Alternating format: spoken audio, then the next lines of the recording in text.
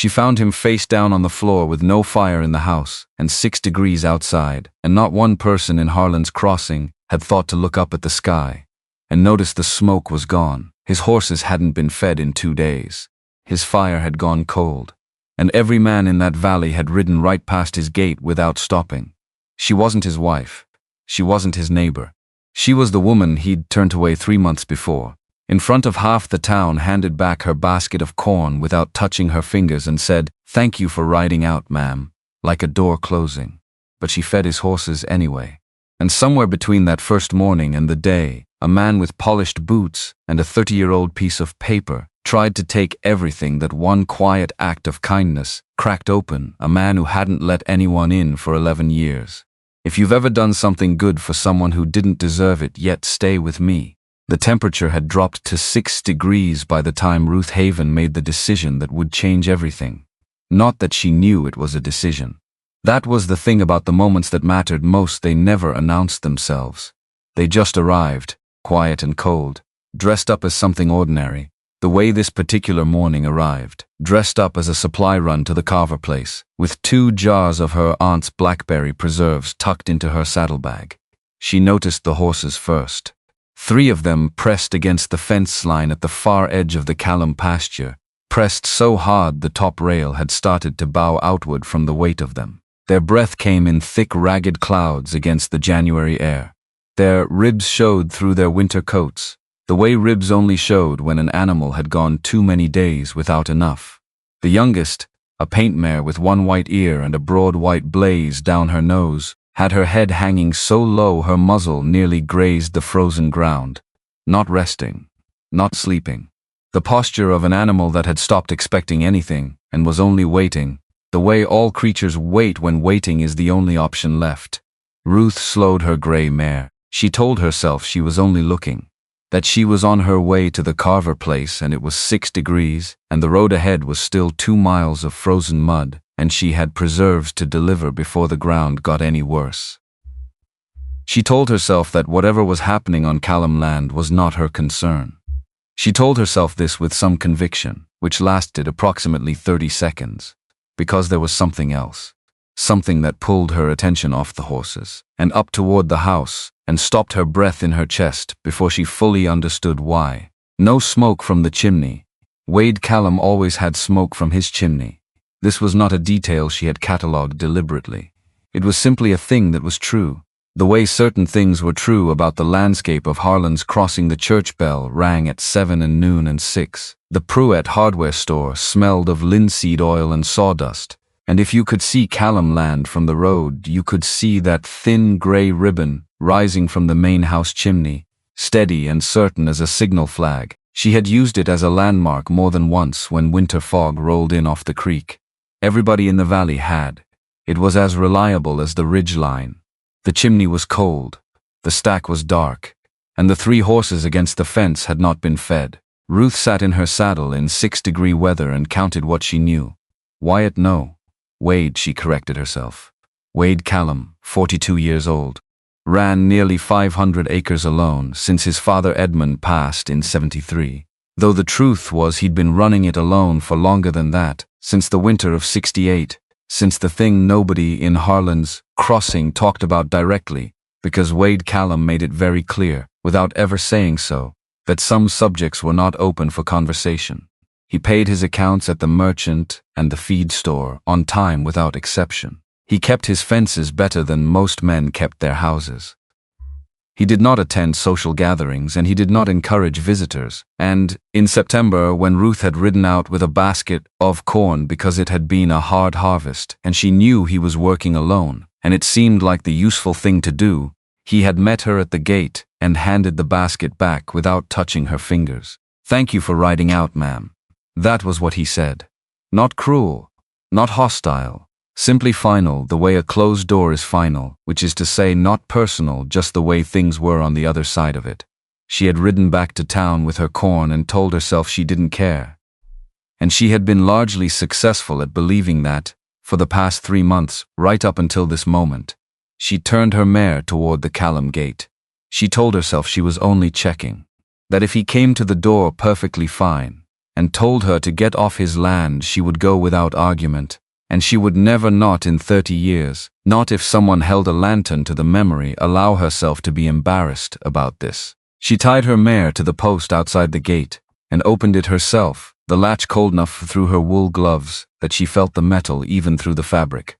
The horses heard her before she'd crossed halfway to the fence. The paint mare lifted her head. The sound she made was not quite a whinny. It was something between a whinny and a moan, the sound an animal makes when it has given up expecting relief, and then, against its own better judgment, hopes anyway. Just a little. Just enough to make the sound. Easy. Ruth kept her voice low and steady. She had learned long ago that animals and frightened people responded to the same register, quiet, unhurried, the voice of someone who was not going to run regardless of what happened next. Easy now. I see you. She went to the barn first, found the feed oats and dried hay, stacked against the back wall in neat rows, the careful preparation of a man who planned ahead, who took pride in having what he needed before he needed it.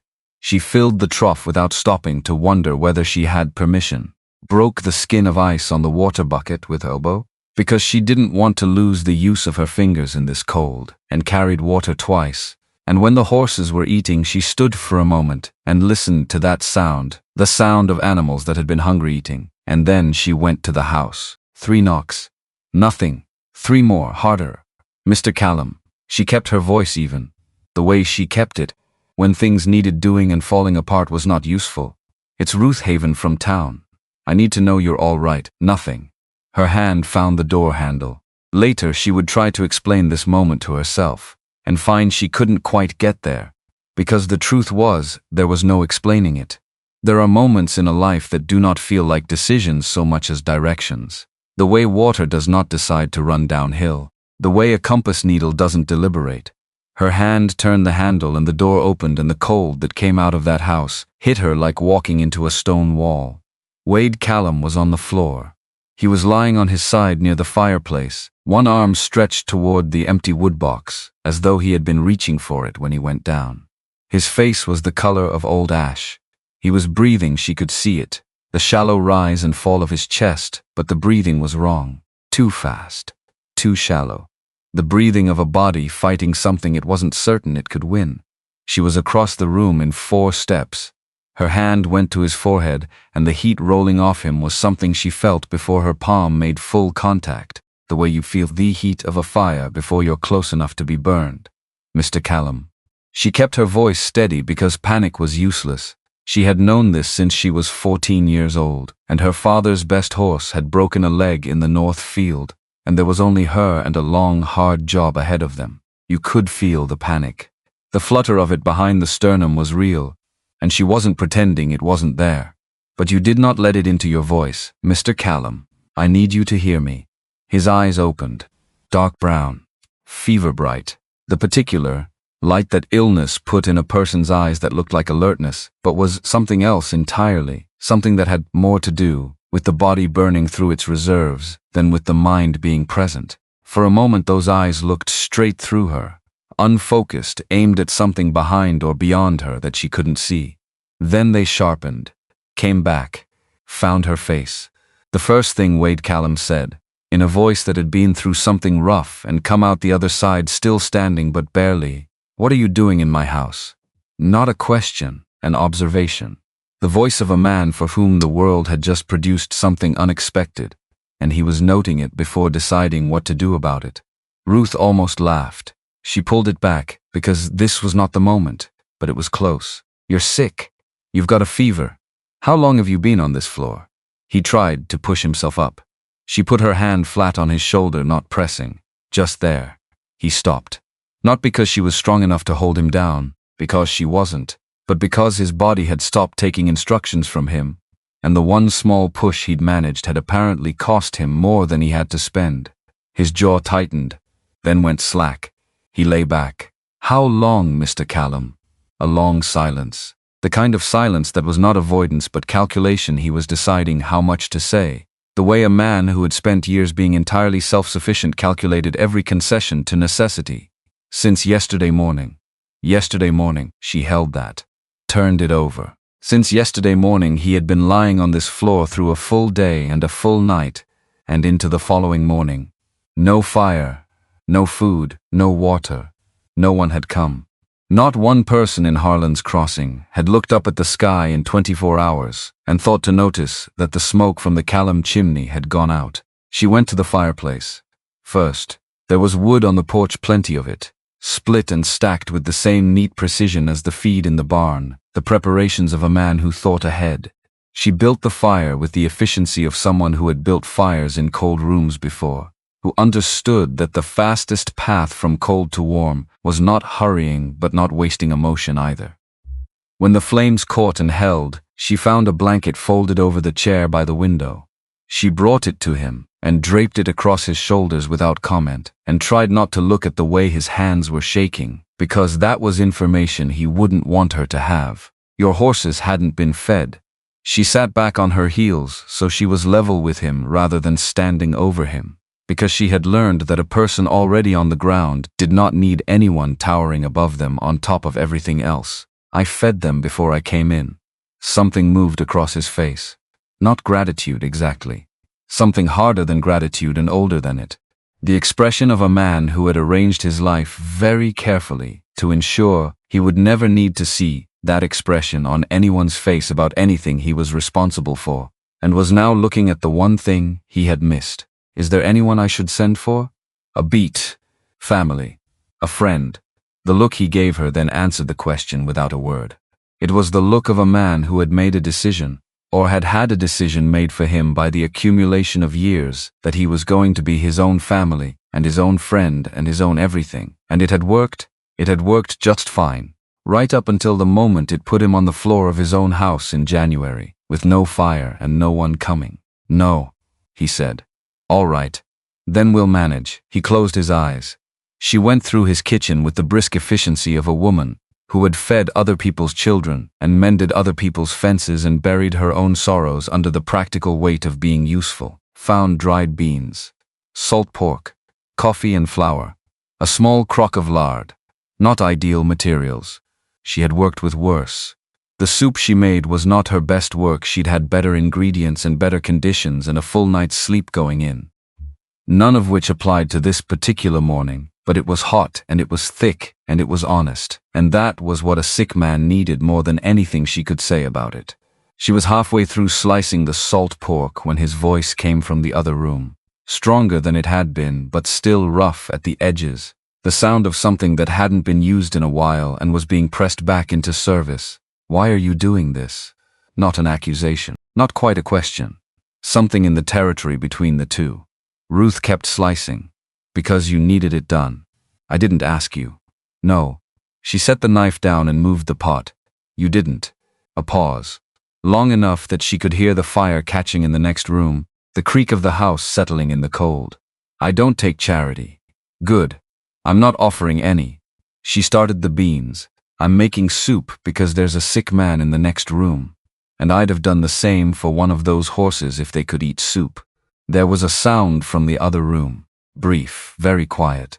She wasn't entirely sure what it was. She decided to call it a laugh and move on.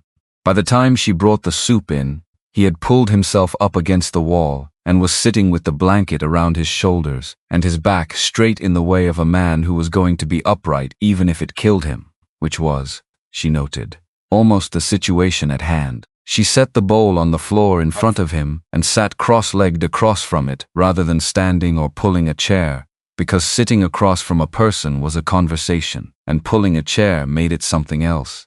He looked at the soup. He looked at her. You're going to watch me eat. I want to make sure you do. A silence. He picked up the bowl.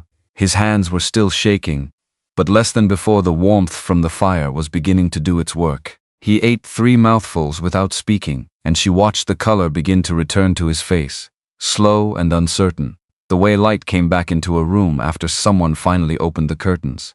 I remember you, he said eventually. September. The corn. I remember you too. She kept her voice even. You gave it back. I didn't need it. I know. That was clear. He looked at her over the rim of the bowl. Not with gratitude, not with embarrassment, though there was a measure of both, something sharper underneath them. Something that had the quality of a man looking at a puzzle that didn't match the shape of what he had expected to find. Most women in town, he said carefully, would have kept riding, would have told themselves it wasn't their concern. Most women in town probably have better sense than I do. Why didn't you? She thought about it honestly. She could have given him a simple answer. It was the right thing. Anyone would have done it. She couldn't leave those horses. All of those things were true and none of them were complete, and he looked like a man who could tell the difference. Because I know what it looks like, she said finally. When someone's been alone so long they've forgotten how to let themselves be found. The words sat between them in the warm space the fire was beginning to make. He stared into the soup bowl for a long moment. I don't know what you mean by that. Yes, you do. He didn't argue. That alone told her something. He finished the soup. She collected the bowl without commenting on the fact that he'd cleaned it completely, found more wood and put it on the fire, checked his temperature again, with the back of her hand still high, but down from what it had been, and told him he needed to sleep and to drink as much water as she could get into him before she left. You're leaving. The question surprised her. The way he said it surprised her more, not demanding, not relieved. Just noting the fact the way you'd note a change in weather, with a kind of flat attention that was also somehow not entirely flat. I have to get back before dark. I'll come out tomorrow morning to check on the horses. She was pulling on her wool coat when he spoke again, still from his position against the wall, not looking at her. Miss Haven. She turned. The silence stretched. She watched him work at the shape of something that did not come easily to a man who had spent 11 years making sure he never needed to say it. The horses, he said at last. They haven't been watered right either. The young one. He stopped. The paint.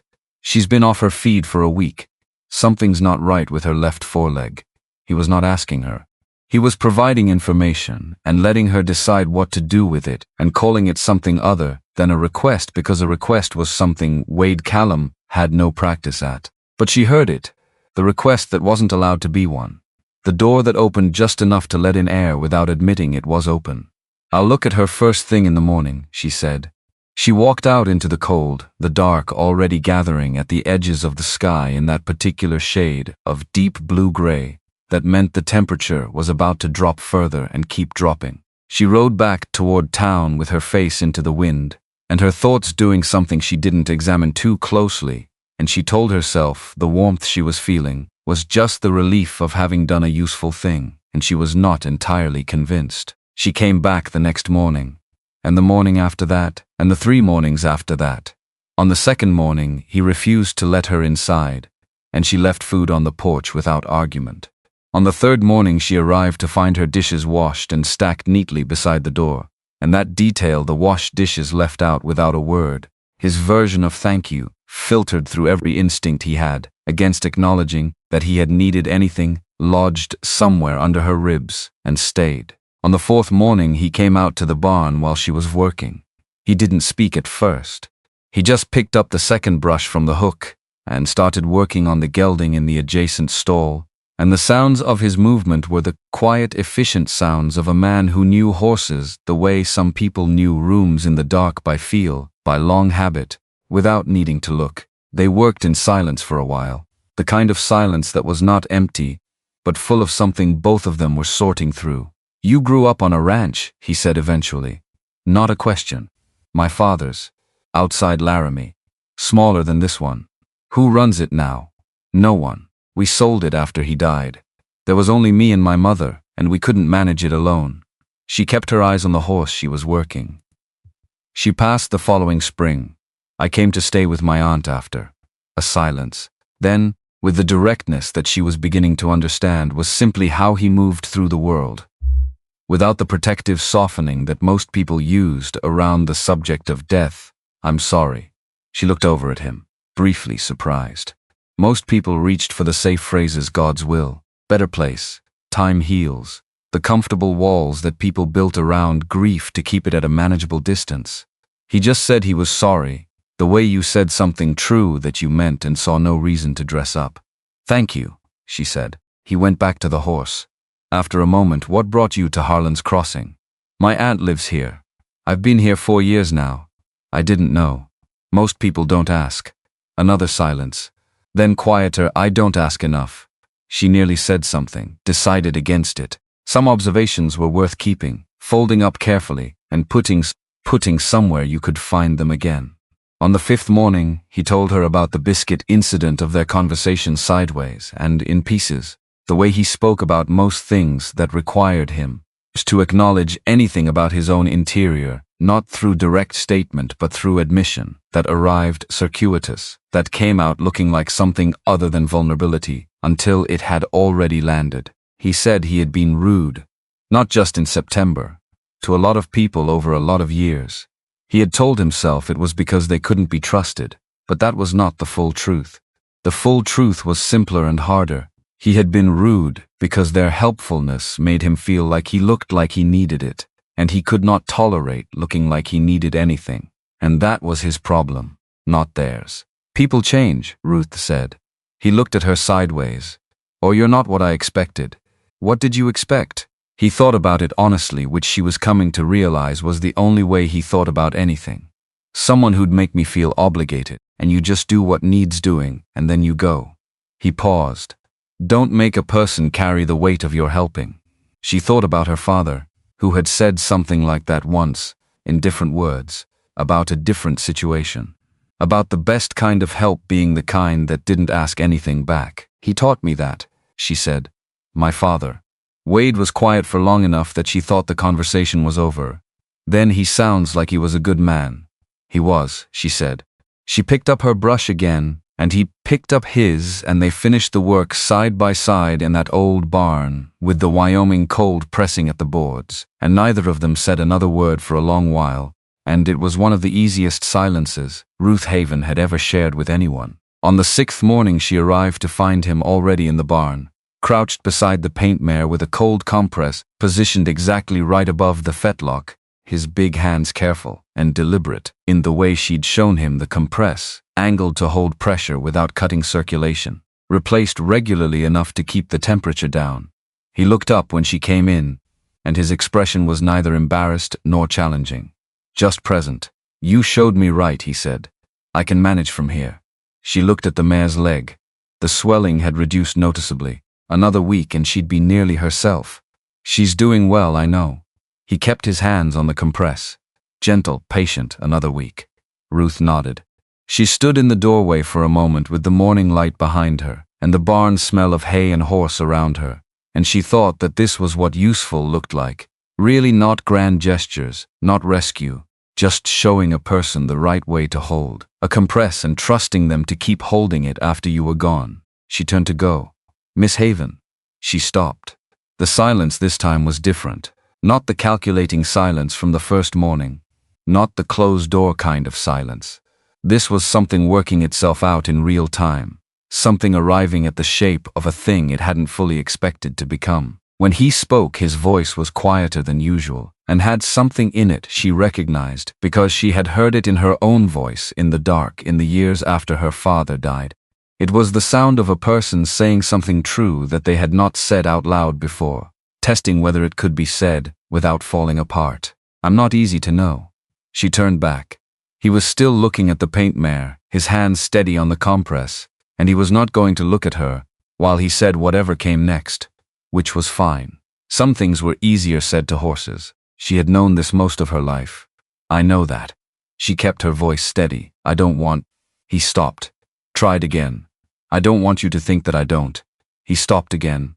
Shook his head at himself slightly, the gesture of a man who had the thought but not the words and was frustrated by the gap. I don't have the language for it. I'm not sure I ever did. You don't need it, she said. And she meant it simply, the way you mean something that is just true. He finally looked up at her. Dark brown eyes, fever clear now rather than fever bright, and in them something she had been watching develop over 6 mornings. The way you watched ice give way in spring, not all at once, not dramatically, but in small surrenders, one crack at a time. He looked at her, the way a person looked at something they were deciding whether they could afford to trust. Come Thursday, he said. If you're coming to town anyway, come by here first. It was not elegant. It was not anything close to romantic. It was a man who did not know how to open a door, asking someone to knock. which was the only version of asking he had available to him at this particular point in his life. And she understood it perfectly. "All right," Ruth Havens said. She rode back to town in the cold winter morning with something small and warm sitting in the center of her chest that she absolutely refused to examine. It was just relief, she told herself. Just the satisfaction of having done something useful. She believed that for almost 2 full days. Thursday came the way January mornings always came in Wyoming territory, without warning and without mercy. The cold had not softened. The road was iron hard under her mare's hooves, and her breath came in clouds, and the sky was the particular shade of white that meant snow before nightfall. And none of that was the first thing she noticed when she rode up to the Callum gate at 7 o'clock in the morning. The first thing she noticed was the smoke. One thin, steady ribbon of gray rising from the main house chimney against the white sky, visible for half a mile in every direction, the way it had always been visible, the landmark she had navigated by a dozen times without thinking. She sat on her mare outside the closed gate and looked at that smoke and felt the relief that moved through her chest with a force that was, if she was being honest with herself, somewhat more than the situation required from a practical standpoint. She tied her mare and knocked. He opened the door before she'd finished the second knock. Dressed and upright, the color fully back in his face, and he looked at her with the same expression he'd had looking at that bowl of soup, the expression of a man who hadn't decided yet whether he was going to allow himself to want the thing in front of him. "You came," he said. "I said I would." A pause, the kind that was not empty but full, packed with something he was working out how to say. And she had learned in 6 mornings that these pauses were worth waiting through. "Come in," he said finally. "Coffee's on." She hadn't been inside since the first morning since she'd found him on the floor. The house was different now. Not warmer, exactly. The bones of it were still spare and functional. The home of a man who had stopped expecting company somewhere around 11 years ago and had arranged the furniture accordingly. But the fire was going. The dishes were clean. And on the kitchen table there was a plate covered with a cloth. She looked at it. "I made biscuits." He said it with the careful, deliberate flatness of a man who had decided he was not going to be embarrassed about this, and was committing to that position fully. "You've been feeding me all week." Seemed only right. Ruth looked at the plate, looked at him. Something she couldn't name was happening somewhere in her chest. "You made biscuits," she said. "Don't look at me like that." He said it without heat. "A man can make biscuits." She lifted the cloth. They were uneven. One of them had a scorched bottom. Another had a crack running through it where the dough had spread slightly wrong. They were, without any question, the most beautiful biscuits she had ever seen in her life, and she knew that was not a rational thing to think, and she thought it anyway. She took one. Bit into it. It was good. Not perfect, the texture was a little dense. The way biscuits went when the mixing was thorough rather than gentle. But it was good, and it was hot, and it was made by someone who had taught himself to cook alone, and had decided this morning to use what he knew to do something kind. "They're good," she said. "You haven't tasted them yet." He said it without looking at her, filling 2 cups from the pot on the stove. "I know they're good." She said it, simply the way she said most things, and maybe it was the simplicity of it that did it, the fact that she wasn't making a performance out of being gracious, just saying the true thing directly, because Wade Callum turned from the stove, and she saw the corner of his mouth move. Just the corner. Just for a moment. Not a full smile. Not anything that took over his whole face. A small, warm human thing, surfacing briefly from somewhere behind 11 years of silence and careful distance, like light coming through a crack in stone. She looked back down at the biscuit so he wouldn't see what that did to her face. They drank coffee. They talked slowly at first. The way 2 careful people talked when both of them understood that what they were doing might be something more than just talking, might be something that required them to be careful about the pace at which they approached it. He asked about her aunt. She asked about the property. He told her about the Callum Ranch, the way you told a history you respected, but hadn't made peace with matter-of-factly, with a certain distance, the way you talked about things that belonged to a time before everything changed. Nearly 500 acres running up to the creek line. His father's work originally, one of the first spreads established in the valley. He told it straight, and she listened and didn't ask what had changed, because she could hear it in the way he told it, the gap between then and now that he didn't name but that was present in every sentence like a door left ajar. When she got up to leave, he walked her to the gate. That surprised her.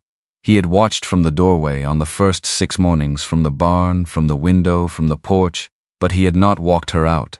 Now he came alongside her down the path with his hands in his coat pockets and his breath making small clouds in the morning cold, and she felt the town watching even from here. Even though there was no one on the road, the way you felt a town's attention even in its absence when you were doing something it would have opinions about. At the gate he stopped. She stopped. They stood in the cold for a moment with the Morgan No, the Callum land behind him and the road ahead of her, and the space between them doing something she couldn't quite name. Next Thursday, he said, not a question. Next Thursday, she agreed. She was 3 steps down the road when he said, Miss Haven. She looked back. He was looking at the gatepost, not at her, in the way he looked at things when he was testing a word before he said it, making sure it would survive the air. Ruth, he said. Just that.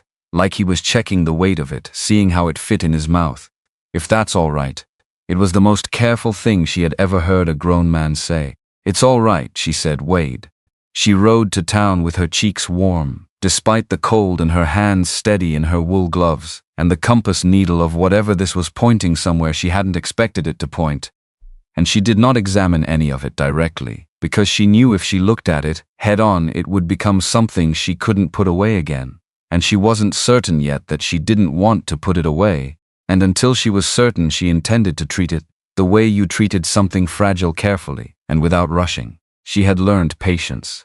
6 mornings of not asking too much, of leaving food on a porch, of sitting across from a man on a floor rather than standing over him, that had been its own kind of school. Whatever came next, she was in no hurry for it to be anything other than what it was. The talk started on Friday. Ruth heard it first from her Aunt Agnes, who had heard it from the wife of the grain merchant, who had heard it from 2 women at the dry goods store, which meant it had already achieved the particulars momentum of a story that didn't need accuracy to keep moving. The version making rounds was that Ruth Haven had been visiting the Callum property alone, regularly, for over a week, had entered his house, had stayed for extended periods, had been seen riding the road to and from the ranch in the early morning hours. None of that was false. That was what made it effective. Agnes set tea on the table, strong black, the kind she made when she was planning to say something she expected to be argued with. She sat down across from Ruth and said, without building toward it, people are talking. I know. He has a reputation. I know that too. Cold man. Difficult man. Hasn't let a soul onto that property willingly in longer than most people can remember. Agnes wrapped both hands around her cup. The firelight caught the lines in her face, the 65 years of it, the history behind those careful eyes. He let me in, Ruth said. He was on the floor, Agnes said. You opened the door yourself. He let me come back. A silence. Agnes studied her with the particular directness that Ruth had grown up under, the gaze that stripped away what wasn't true, and left only the center of a thing exposed. Ruth had learned the only defense against it was stillness. Agnes said at last, He made you biscuits. Not a question, he made me biscuits. Ruth confirmed before she could stop herself. Agnes was quiet for a moment. Then, with something that was not quite pity and not quite tenderness but lived somewhere near both, Lord help you. She picked up her cup. That man has driven off every person who's tried to get close to him for 11 years. I've watched it happen. Good neighbors. People who meant well. There's something in him that's broken, Ruth, and broken things can cut you very badly even when they don't mean to. Ruth said nothing. I'm not trying to warn you off. Agnes set down her cup. Her voice was gentler now, lower the voice she used for the true things. I know what I see in your face. I wore it once, a long time ago, and there's no warning off from it. She paused. I'm telling you to go in with your eyes open, that's all. My eyes are open, Ruth said. Good, said Agnes. She stood and picked up her cup. Then drink your tea and tell me about those biscuits. But by Monday, the talk had acquired a new dimension. It had acquired a name, and the name was Fletcher Doane. Ruth learned this from Silas Pruitt at the hardware store, where she'd gone for a length of rope and found Silas behind his counter with his arms crossed. and his expression carrying the careful neutrality of a man who had strong opinions he was choosing to deliver at an angle rather than straight. He had the quality of a man who had been in Harlan's Crossing long enough to have seen a few things and had developed a preference for making sure the people he respected saw those things too, in time. Fletcher Doane had come into the store Saturday morning, Silas said, had been friendly, the way Doane was always friendly, and had asked questions. About Ruth, about her situation, about how often she'd been riding out to the Callum place. What kind of questions? Ruth said, setting down the rope coil she'd been examining. The kind a man asks, Silas said, still carefully neutral, when he's building something. He paused. I didn't tell him anything that wasn't already making rounds, but I thought you ought to know he was asking. Ruth paid for the rope and left, and on her way out, she stood for a moment on the hardware store porch in the January cold and looked down the length of the main street of Harlan's Crossing and thought about what Silas's words felt like sitting in her chest. They felt like a stone that had not been there before, heavy and cold and specific. She thought about the 3 horses pressed against the fence, the cold chimney, the hand stretched toward the empty woodbox. She thought about biscuits made by a man who had decided, very quietly and with no announcement, to be a little less closed than he had been. She thought about a gate she had opened herself, and whether she would have the sense to close it again if it meant protecting him from something she couldn't yet see the full shape of. She decided she would ride out to the Callum place that afternoon. Thursday was still 3 days away, and she hadn't planned to go before Thursday. But Silas's words were sitting wrong, and she needed to know that things were still as she had left them, that the smokes was still rising, that the paint mare's leg was still improving, that whatever was quiet and new, and not yet named between her and Wade Callum, was still intact, and had not been touched by whoever was building something in the conversations at Silas Pruitt's hardware store. She told herself that was all she needed to know, and she rode out in the cold afternoon to find it. Word count, 4,127. Ruth Haven made that ride out in the early afternoon cold, her grey mare's breath coming in thick clouds, the road hard, and the sky pressing down with the particular weight of weather that hadn't decided yet what it wanted to do. She was a quarter-mile from the Callum gate when she saw him. Not from inside the house, not watching from the barn doorway. Out. He had come out to meet her, standing at the gate post with his coat on and his Stetson pulled against the wind, and the fact of it that he had seen her coming down the road and had come out to the gate was something she filed away without comment, because commenting on it would have been the wrong thing, and she was learning, slowly, what the wrong things were. He opened the gate for her without speaking. She dismounted and led her mare through. He latched it behind her. They stood in the cold yard for a moment while the wind moved between them. "You're early," he said. "Something's happened," she said. "Or might happen. I thought you should know." She told him about Silas, about Doane's questions, about the kind of questions a man asked when he was building something. She watched his face while she spoke, watched it move through something that carried elements of anger and resignation without being entirely either. The expression of a man absorbing information that confirmed something he had already known in his bones without having the specific detail to attach it to. When she finished, he was quiet for a moment. The wind moved through the bare cottonwoods along the fence line with a sound like something breathing. "Doane," he said. "You know him well enough." Wade's voice had gone to that flat final place she was beginning to understand. Was not coldness, but the opposite, the only container he had for things he felt most deeply. "He came to me in the spring, offered 60 cents on the dollar for the property, told me I'd be smart to take it." A pause. He had a way of saying it that made a piece of advice sound like a weather report. "What did you tell him?" Wade looked at her.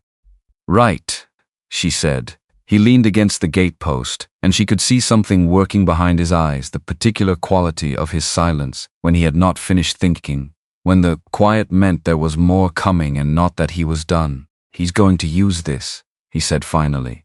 "Whatever people are saying about you coming here, he's going to find a way to use it." "I know." "Then you should probably stop coming." He said it without looking at her, which told her more about the cost of saying it than anything he could have added. He said it the way a man said a thing he'd decided was correct but didn't mean. "No," she said it simply. He looked at her then. "I'll stop coming when I decide to stop coming," she said.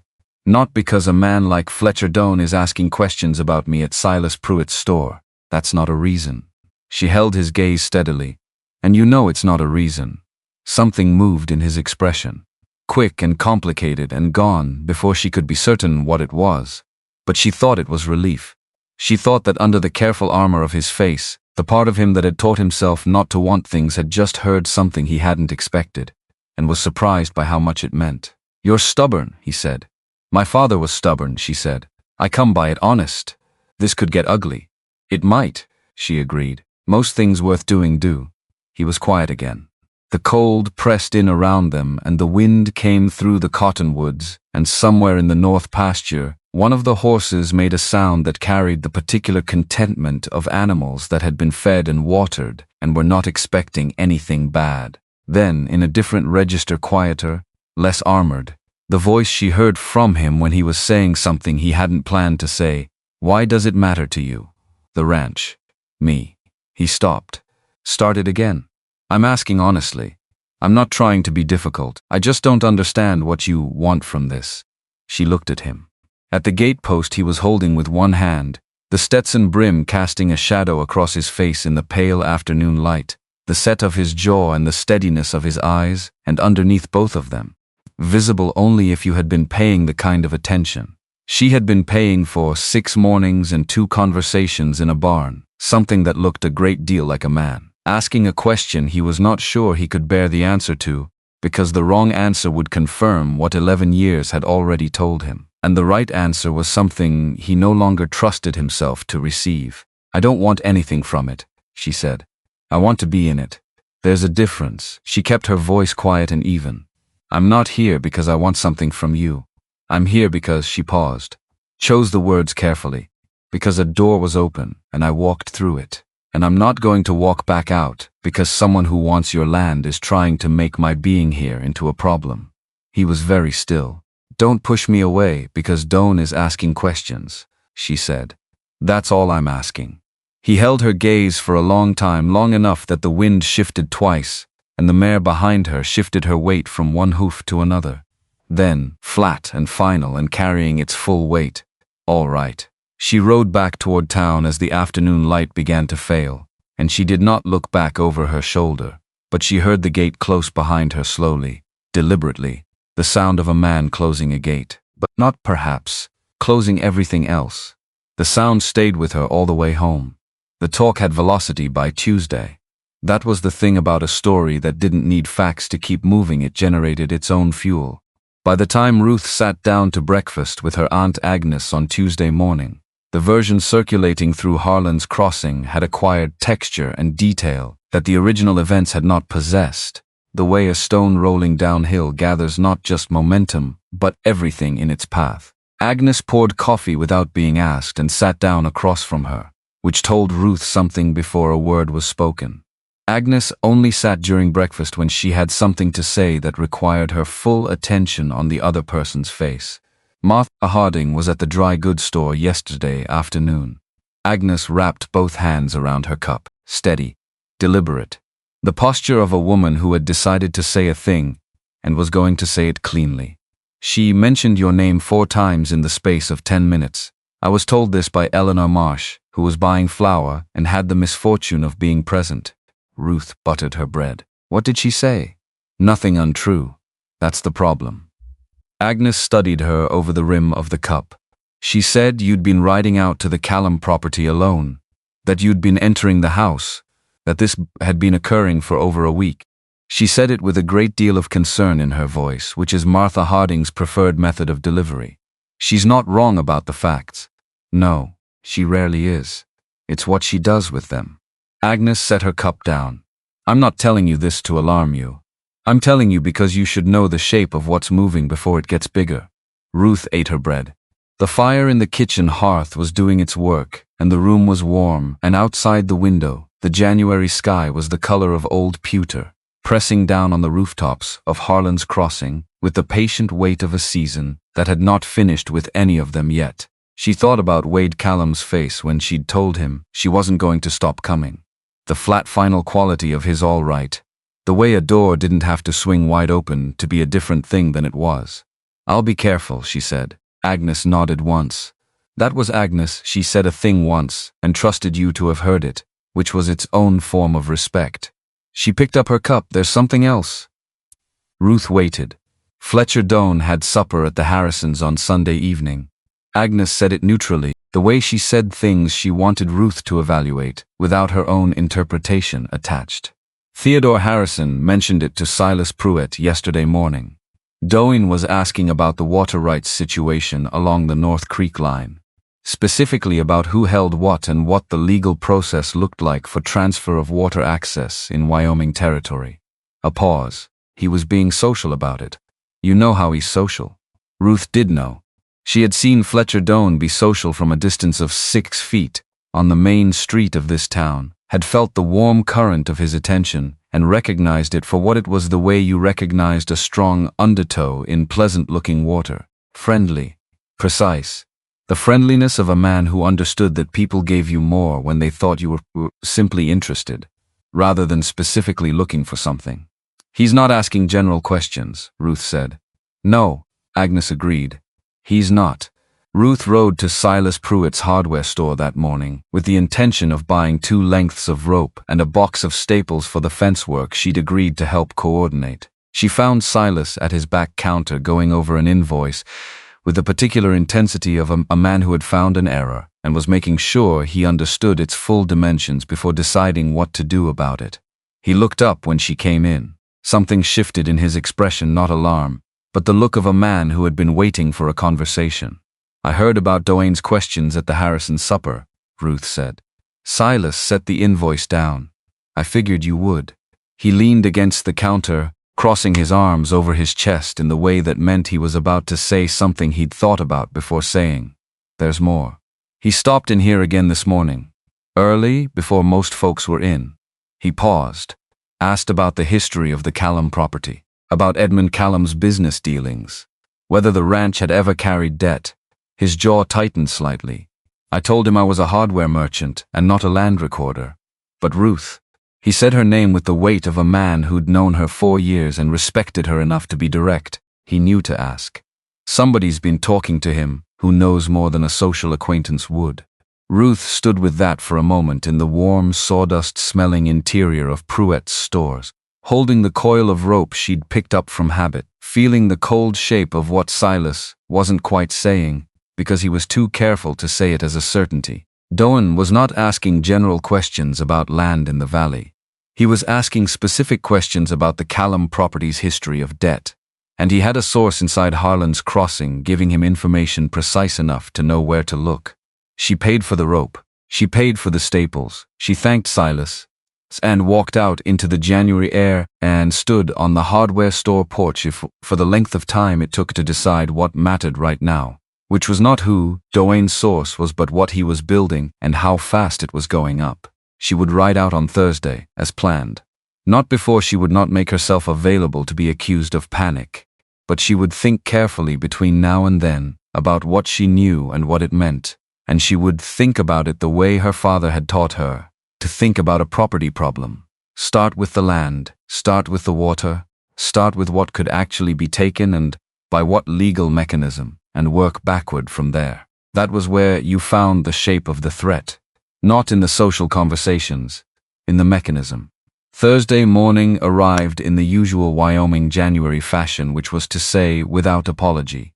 Ruth, dressed in her dark wool dress, with the practical collar and the buttons she could work with gloves on, pulled her heavy wool coat over it, wound her scarf twice, and rode out in the pre-dawn cold with her mare moving at a steady, deliberate pace that matched the temperature, not hurried, not slow, just covering ground. The smoke was there. She saw it from the half-mile mark, that thin gray ribbon against the pale sky. She let herself feel the relief of it without judging the intensity of the feeling. A person could be relieved that someone was not dead on their kitchen floor for the second time in 10 days, without that meaning anything excessive. She tied her mare at the post. Before she could reach the porch, the front door opened. Wade stood in the doorway in his flannel shirt and vest, not quite filling the frame but close to it. A man built for outdoor work in the way that outdoor work over decades built men solid through the shoulders, economical with movement. Not a thing about him that was decorative. He had 2 cups of coffee. He held one out toward her as she came through the gate. She took it without speaking. Because some things didn't need comment. Because receiving something quietly was sometimes the most eloquent thing available. They sat on the porch steps in the January cold, side by side, with the valley spread below the Callum property in the white stillness of deep winter. The coffee was hot and black and slightly too strong, which was how he made it, and which she had already learned to prefer on the morning she drank it here, because your preferences shifted around a person you were paying attention to, quietly and without announcement, the way the light shifted in a room when someone moved through it. He talked about the north pasture fence. He'd walked the full line 2 days ago. The problem was worse than he'd thought in November, not just rotted posts, but sections where the ground had shifted, where the freeze-thaw cycle had heaved the base out of true. He needed more than replacement posts. He needed to re-anchor 4 sections from scratch. He went through it the way he went through practical problems, with the focused particularity of a man for whom the land was not an abstraction but a daily negotiation that required accurate information to navigate. 4 men. 3 days minimum, more likely 4. Before the thaw, because once the ground softened, you couldn't set posts properly and they'd have the same problem again by next winter. I can talk to Silas tomorrow, Ruth said. He'll know how to reach Mateo Reyes. Mateo and his brother Domingo work Silas's overflow jobs. They're good and they don't make it their business what's not their business. Wade looked at the valley for a moment. Not at her. You'd do that. I'd do that. He nodded. Not effusively. Not with the elaborate gratitude of a man making sure you knew how much the gesture cost you. Just a nod, the acknowledgement of a man who had heard an offer and believed it was real. She had learned that this was rarer than it sounded. Most people flinched from being believed directly. Then he said there was something else. Doan had come by 2 days ago, not to the gate. He'd come partway down the road and stopped, sitting on his horse in the grey morning cold, and looked at the north fence line for a long while. Not riding in, not calling out, just looking. Then he turned and rode back toward town. He has a way of making a look feel like a transaction, Wade said. Like he's pricing something. Ruth set her coffee cup down on the step beside her. He was at the Harrison supper Sunday, asking about water rights on the North Creek. A pause, brief. The kind that meant he wasn't surprised, but was calculating how precisely the thing matched what he'd already suspected. Of course he was. Someone's feeding him specific information. About your father's business history. About whether the ranch has carried debt. Wade was very still. The morning light was thin and cold on the angle of his jaw, on the steadiness of his hands wrapped around the coffee cup, on the particular quality of a man's stillness. When he has been told something he was already afraid was true, and is now holding the confirmation of it, with the careful grip of someone who knows that dropping it will make things worse. He's not after the fence line, Wade said. No, Ruth said. He's after what the fence line represents. If the north pasture becomes unworkable, the ranch loses its summer grazing capacity. He said it quietly, without drama, the way you said something, whose full weight you had already calculated, and were now simply stating for the record. Without the summer range, the herd numbers drop. Without the herd numbers, the income drops. Without the income. He stopped. You can't maintain the acreage, she said. And then it goes to sale. He looked at her. Dark brown eyes, clear in the cold morning air, carrying something that was not defeat, but was in the neighborhood of it, the expression of a man who had been holding something very heavy for a very long time, and was beginning to feel the particular exhaustion of endurance without end. He doesn't need to buy it at gunpoint. He just needs to wait until I can't. Ruth looked at the valley. At the fence line he'd described, running along the north perimeter of the property, and beyond it the creek, and beyond that the ridge. And somewhere along that ridge, 11 years ago, something had happened that had changed the shape of everything. She didn't know the full story yet. She knew the edges of it, the way you knew the edges of a wound by what the person protected, by what they didn't approach directly, by the careful geography of what was never said. She knew Daniel. She knew 1868. She knew that after whatever had happened on the North Ridge, the gate had closed and stayed closed. She didn't know the rest yet, but she understood without needing the specifics that the ranch was not simply property to Wade Callum. It was the last argument he had for staying, the last thing that connected him to the before. And someone was engineering its collapse with the patience and precision of a man who understood that you didn't need to be visible to be effective. "He's been watching you for 4 years," she said. "Since my father died." He shifted on the step, looked down at the coffee cup. "He came to see me the week after the burial. Said he understood the burden of running a spread alone after a loss. Said he knew a buyer who would treat the land right. Said I should think about whether I wanted to spend next 30 years the way my father spent the last 30. The words came out flat and even, and she heard in their flatness the effort it took to say them without putting his hands through something solid. I told him what I thought of that. He came back. Twice. Third time he dropped the pretense of sympathy and just made an offer. 60 cents. Something crossed his face, brief and hard, as if I was supposed to be grateful for the insult of it. Ruth thought about what Silas had said, about the specific nature of Dwayne's questions, about debt, about Edmund Callum's business dealings.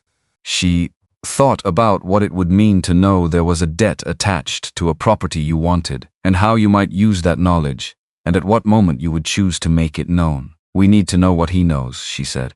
Wade looked at her. "About your father's accounts. About whether there's any existing obligation on the property that could be triggered." She kept her voice practical and level, because the shape of what she was describing required clarity, not alarm. "Before he tells you about it, if there's something there. Because the way a man like Doan uses information is most effective right before you know it's coming." A long silence. The morning light had shifted while they sat, moved from thin white to something closer to gold at the edges, touching the frost on the grass below the porch steps and turning it briefly bright. "My father was careful with money," Wade said. "He didn't carry debt he didn't tell me about." He paused. "He told me everything about the property." The way he said it, the certainty of it, the weight behind it, told her that this was not just belief but something closer to faith. The kind of faith that settled over a person when they'd been left with a charge and had done their best to honor it for years without anyone watching. His father had told him everything about the property. He was sure of it. She believed him, and she also understood that the surest convictions were the ones a man like Doan would aim at first. She didn't say that. Not yet. She filed it away in the place where she kept the things that needed to sit before they were useful. They finished their coffee. When she got up to leave, he said, quieter than his usual register, "The whole town's going to have opinions about this. The whole town already does." She pulled her coat straight. "I find it's generally better to give them something accurate to form opinions about than to leave them to invent it." The corner of his mouth moved, not quite the smile from the biscuit morning. Something drier, more rueful, but present. "You're remarkably calm about your reputation," he said. "My reputation is that I'm useful and reliable, and I show up when it matters." She picked up her empty cup and his, and stacked them neatly on the porch railing, in the way she'd started doing without deciding to, the small domestic automaticity of someone who had been here enough mornings that it had become habit. "I'll take my chances that nursing a sick man through a January fever counts on the useful side." She rode to town. She did not look back, but she was aware, without looking, that he stood on the porch and watched her go. The Tuesday after that second Thursday, Ruth went to the dry goods store for thread and found Martha Harding already there, examining a bolt of brown wool with the focused attention of a woman who was about to do something other than examine fabric. Martha Harding at 50 was a handsome woman, trim and precise in her dark wool skirt and her high-collared blouse, her dark hair shot through with gray and arranged with the neat authority of a woman who understood that how you presented yourself in a small town was itself a form of communication. She was not cruel. Ruth had known her 4 years, and she was certain of this. Martha Harding was not a cruel woman. She was something more complicated and in some ways more difficult than cruel. She was a woman who believed, genuinely and without apparent self-awareness, that the things she said for a person's benefit were for that person's benefit, even when they landed like something else entirely. She smiled when she saw Ruth. Warm, precise, both things at once. "Ruth, I've been meaning to speak with you. Ruth set down the bolt of blue cotton she'd been pricing. She waited. We're all glad Wade Callum had someone to look in on him when he was ill. Martha folded her hands in front of her, the gesture of a woman about to be reasonable at you. That was a Christian thing to do, a generous thing. The pause she left was calibrated exactly, but people are starting to wonder, now that he's recovered, whether the visits are still quite appropriate. For your sake, she added quickly. As much as anything, your reputation is important, Ruth, particularly for a woman in your position. My position, Ruth said, a widow. Without family here, I know you have your aunt. Of course, but without the kind of social standing that provides, shall we say, a certain insulation. Martha's voice was gentle in the way of a person delivering medicine who wanted you to be grateful for the delivery. I only say this because I think well of you, and because there are things about Wade Callum that perhaps you don't. I know what kind of man he is. Ruth kept her voice even and her hands still, because she was not going to give Martha Harding the satisfaction of watching her react. Not because she was angry, she was, a little, at the particular texture of the condescension, but because reacting was not the useful thing, and she had a long practice of choosing the useful thing. Martha's expression shifted subtly. Do you? A pause, just long enough. Because 11 years ago, before you came to Harlan's Crossing, there was a woman who thought the same. She stopped. Something moved through her expression, not regret, exactly, but the faint awareness of a person who had stepped further than they'd planned and was assessing the ground. A woman who spent a significant amount of time believing that Wade Callum was capable of that he wanted. She stopped again. What happened to her, Ruth said. She left, that spring, without explanation. Martha set the fabric bolt down with the careful deliberateness of someone buying time to choose words. He didn't ask her to stay. He didn't ask her to go either, Ruth said. Martha blinked. No. But that's a story about a man who didn't know how to ask for what he wanted. Ruth picked up the thread she'd come for and paid for it at the counter, unhurried, the way she did everything when she had decided to be unhurried. Not a story about a man who can't change. She kept her voice quiet and even and without rancor, because the truth didn't need anger to carry it. She looked at Martha directly. Thank you for your concern. She walked out into the January air. She was halfway down the main street when she heard her name. Not Martha's voice. A man's voice. Smooth, warm. The voice of a man who had spent considerable time making warmth feel like an environment rather than an affect. Fletcher Doane was standing outside the general merchandise store, which meant he had been watching the street and had timed this to a precision that was itself information. He was in his habitual costume, the three-piece suit of dark wool that was just slightly too good for a working rancher, the polished boots that had never seen honest mud, the hat that sat on his silver-templed head, with the ease of a man who wore his authority like weather. He came off the boardwalk toward her with the ease of a man crossing his own property, Miss Haven. Enormous friendliness, the practiced kind, the kind that had been refined over years of being the most effective person in the room. I've been hoping to make your acquaintance. She shook his extended hand because refusing would give him more than accepting did. His grip was firm and brief, and told her nothing she hadn't already concluded. Henry Caldwell sent his regards. Incidentally, no. I'm sorry. I'm thinking of someone else. Fletcher Doane. He fell into step beside her without invitation, which she noted and added to the file. I've heard a great deal about your kindness to our friend Callum. Remarkable thing, a woman of your obvious quality taking on a task like that. Most folks in this town gave up on Wade Callum some time ago. Most folks in this town didn't try very hard, Ruth said pleasantly. Doane laughed. Easy, unhurried.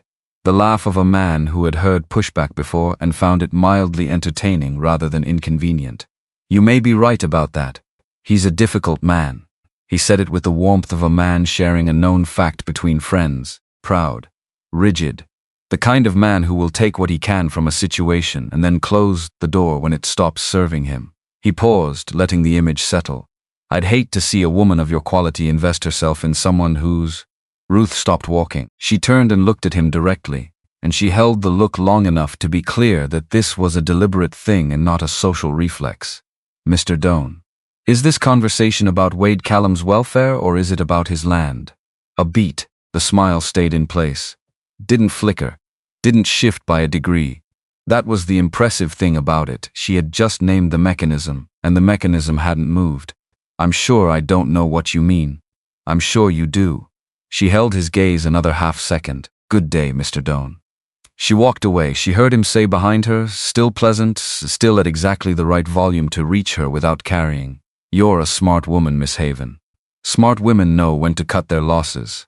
She didn't stop, didn't look back, but something had crystallized in her chest.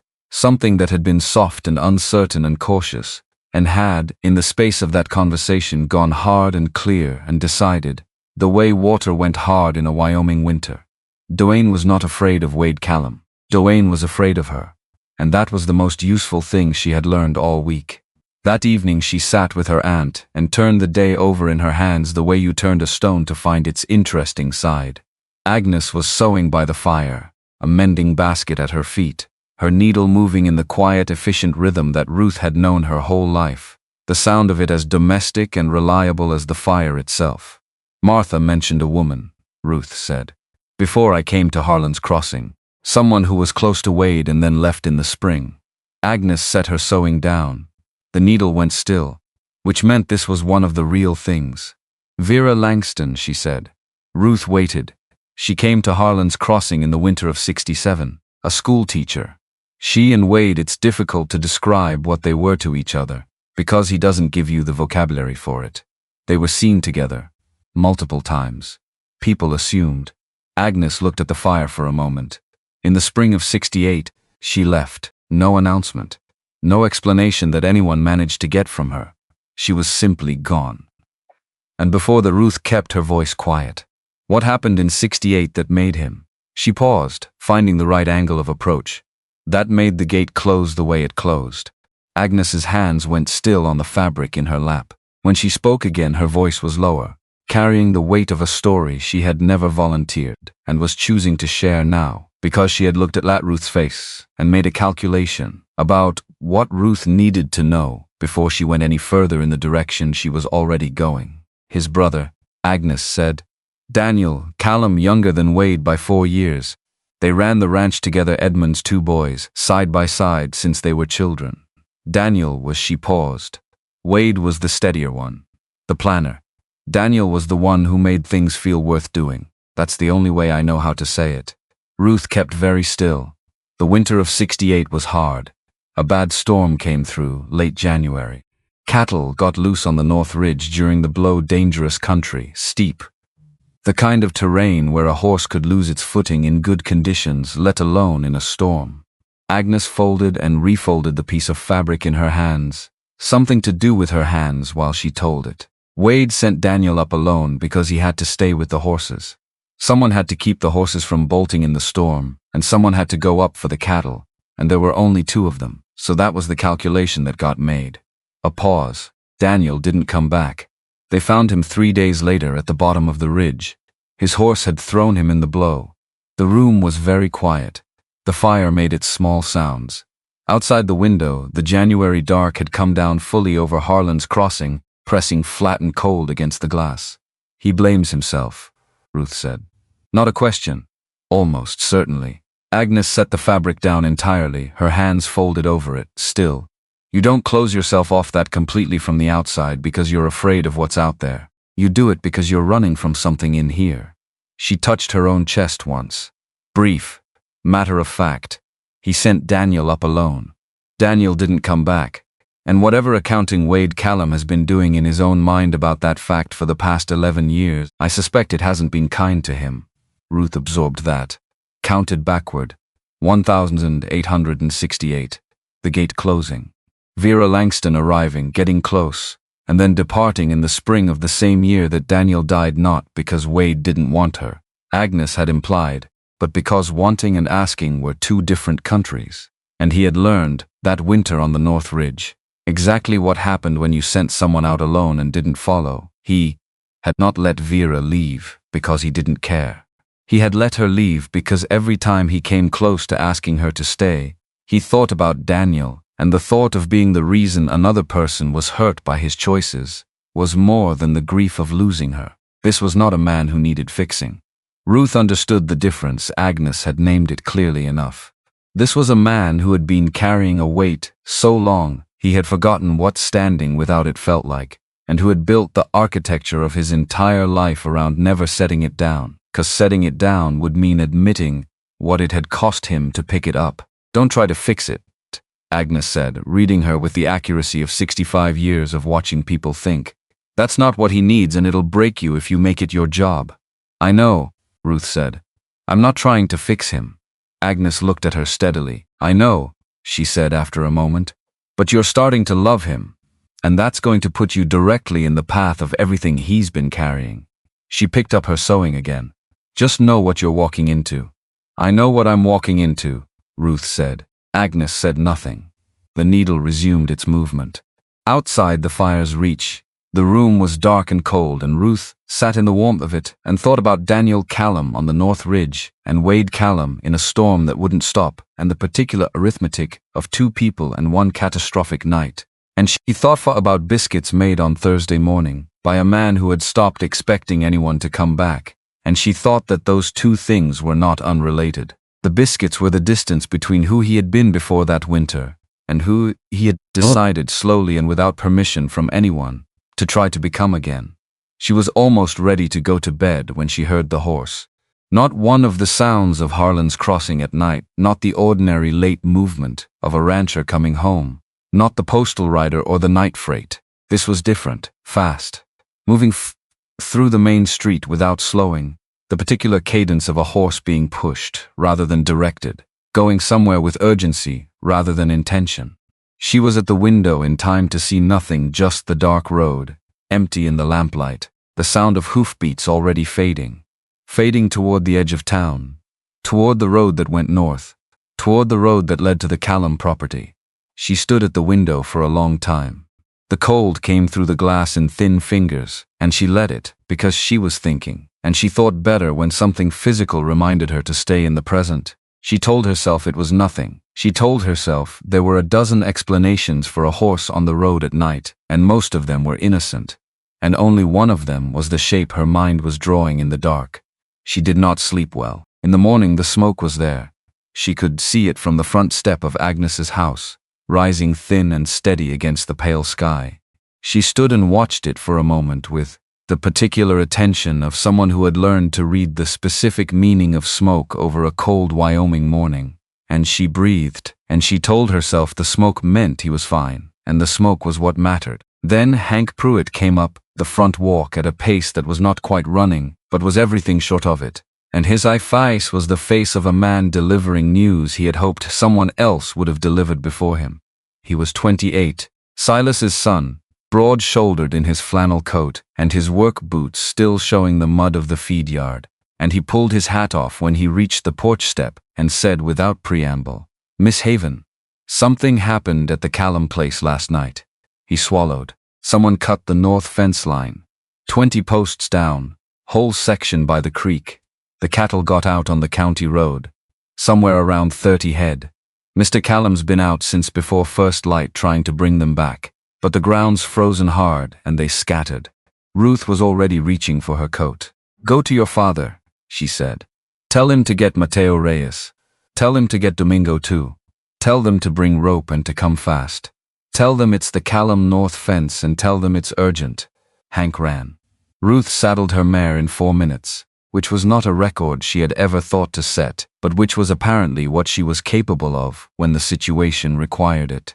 She rode hard out of town toward the Callum property, and she did not think about billings or water rights or legal mechanisms. She thought about a man who had been out alone in the frozen dark since before the sun came up, trying to hold together by himself what someone had deliberately cut apart in the night, and she rode faster. She found him on the county road a mile past the north gate. He was on horseback, pushing a cluster of cattle back toward the gap in the fence, moving with the controlled efficiency of a man who knew exactly what he was doing and was doing it on reserves rather than strength. The kind of focused movement that meant fury was being used as fuel, because everything else had already been spent. He was in his heavy coat, and his Stetson and his work gloves, and his face, when he turned and saw her coming down the road, went through something she would carry for a long time after. It went from alone to not alone, not from desperate to saved, not from lost to found, just from the posture of a man who had been holding everything by himself since before dawn to the posture of a man who had just looked up and seen someone coming and understood before a word was spoken, before a plan was made, that he was not going to have to hold it alone for the rest of this morning. "The Reyes brothers are coming," she said, pulling alongside him and turning her mare to close the gap on the left flank, reading the cattle the way her father had taught her to read them, finding the edge of their movement and pressing it. "How many are we missing?" "Started with 34. I've got about 20 back, 14 still loose. 3 went toward the Henderson land to the east. I'll take the Henderson line." She turned her mare before he could answer. He started to speak. She heard the beginning of her name, but she was already moving, already reading the fence line, already thinking about the terrain between here and Henderson's east boundary, and she did not look back because she knew what it looked like when you didn't need to be saved, and she knew how to look like that. Her father had taught her that, too. She found 8 head in Henderson's south field and 2 more in a creek bed cut, and 4 others bunched against a stand of bare cottonwood at the property's east edge, cold and unhappy, and entirely willing to be moved now that someone had arrived to move them. By the time she had them heading back, she could hear the Reyes brothers on the wind. Mateo's voice, low and carrying, Führerchen, the working voice of a man who talked to cattle the way you talk to something that understood tone better than words. They got the last head through the gap at mid-morning. Mateo Reyes stood looking at the cut fence posts with his arms crossed and his hat pushed back and his expression saying everything his mouth had not yet said. He was 40 years old and had been working this kind of land since he could lift a post-hole digger, and he knew the difference between what weather did and what a person with a wire cutter did, and the evidence in front of him was not weather. "This was cut clean," he said finally. "Wires cut, not snapped. Posts were pulled. I can see where the crowbar went in. Somebody came out here in the dark with tools." He looked at Wade. "Last night, before the hard freeze at midnight. Ground this frozen now, this would have taken twice as long." He paused. They knew what they were doing. The silence that followed had weight. Ruth looked at Wade's face in the cold morning light, at the full shape of what was being done to him, not just the fence, not just the cattle, not just the legal mechanism Doane was constructing in the background. A campaign, patient and grinding, and designed not to break him in a moment, but to exhaust him across a season, to pile cost upon cost upon cost until the arithmetic became impossible, and the land became the only thing left to sell. "Wade," she said. He looked at her. "This is good news." She said it steadily, holding his gaze. "Think about it. He sent someone out here last night with tools, in the dark and the cold, to cut your fence and scatter your herd. He did that because he knows about the recording date." She watched his expression shift. "You don't cut a man's fence at midnight when you're certain of your legal position. You do it when you're scared, when you need to add pressure, because the pressure you already have isn't going to hold." He was very still. The wind moved through the broken fence line, and somewhere across the valley, the sound of Harlan's crossing going about its Tuesday morning carried faintly in the cold. Mateo Reyes looked between them. He had the discretion of a man who had been around long enough to know when a conversation was not his, and when the most useful thing he could contribute was practical. "Mr. Callum," he said, "my brother and I can have this fence line rebuilt by nightfall if you've got the materials." "I've got the materials," Wade said. "Then we work," Mateo said. And that was all. They worked through the cold afternoon, the 4 of them, Wade and Ruth, Mateo and Domingo Reyes, without anyone from town coming to help and without needing anyone from town, because the 4 of them were enough and the work was clear, and there was something clarifying about work that was clear when everything else was complicated. By the time the last post was set and the last wire run tight against the frozen ground, the light had gone amber, and the temperature was dropping again, and the cattle were back in the north pasture, and the fence line was post by post and wire by wire, stronger than it had been before someone had come in the dark to cut it. Wade walked the full line when they were done, checking each post, each wire connection, each tension point, the way a man checked something he had decided to keep. Ruth walked 3 paces behind him, and she did not crowd the inspection, and she did not comment on it. And when he reached the end of the line and turned around, she was there. "I don't know," he said slowly. In the voice she had learned meant he was choosing words with the care of someone who had very few to spare and was going to spend them accurately. "What I would have done this morning without you here." She held his gaze. "Yes, you do. You would have done it alone. You've always done it alone." She paused. "But you didn't have to. That's what I want you to think about. Not what you're capable of. You know what you're capable of. I want you to think about the fact that you didn't have to do it alone today." He was quiet for a long time. The cold was settling back in for the night, the amber light thinning to gray at the edges of the sky, and across the valley the first lights of Harlan's Crossing were beginning to appear in windows. "I'm going to Casper," she said.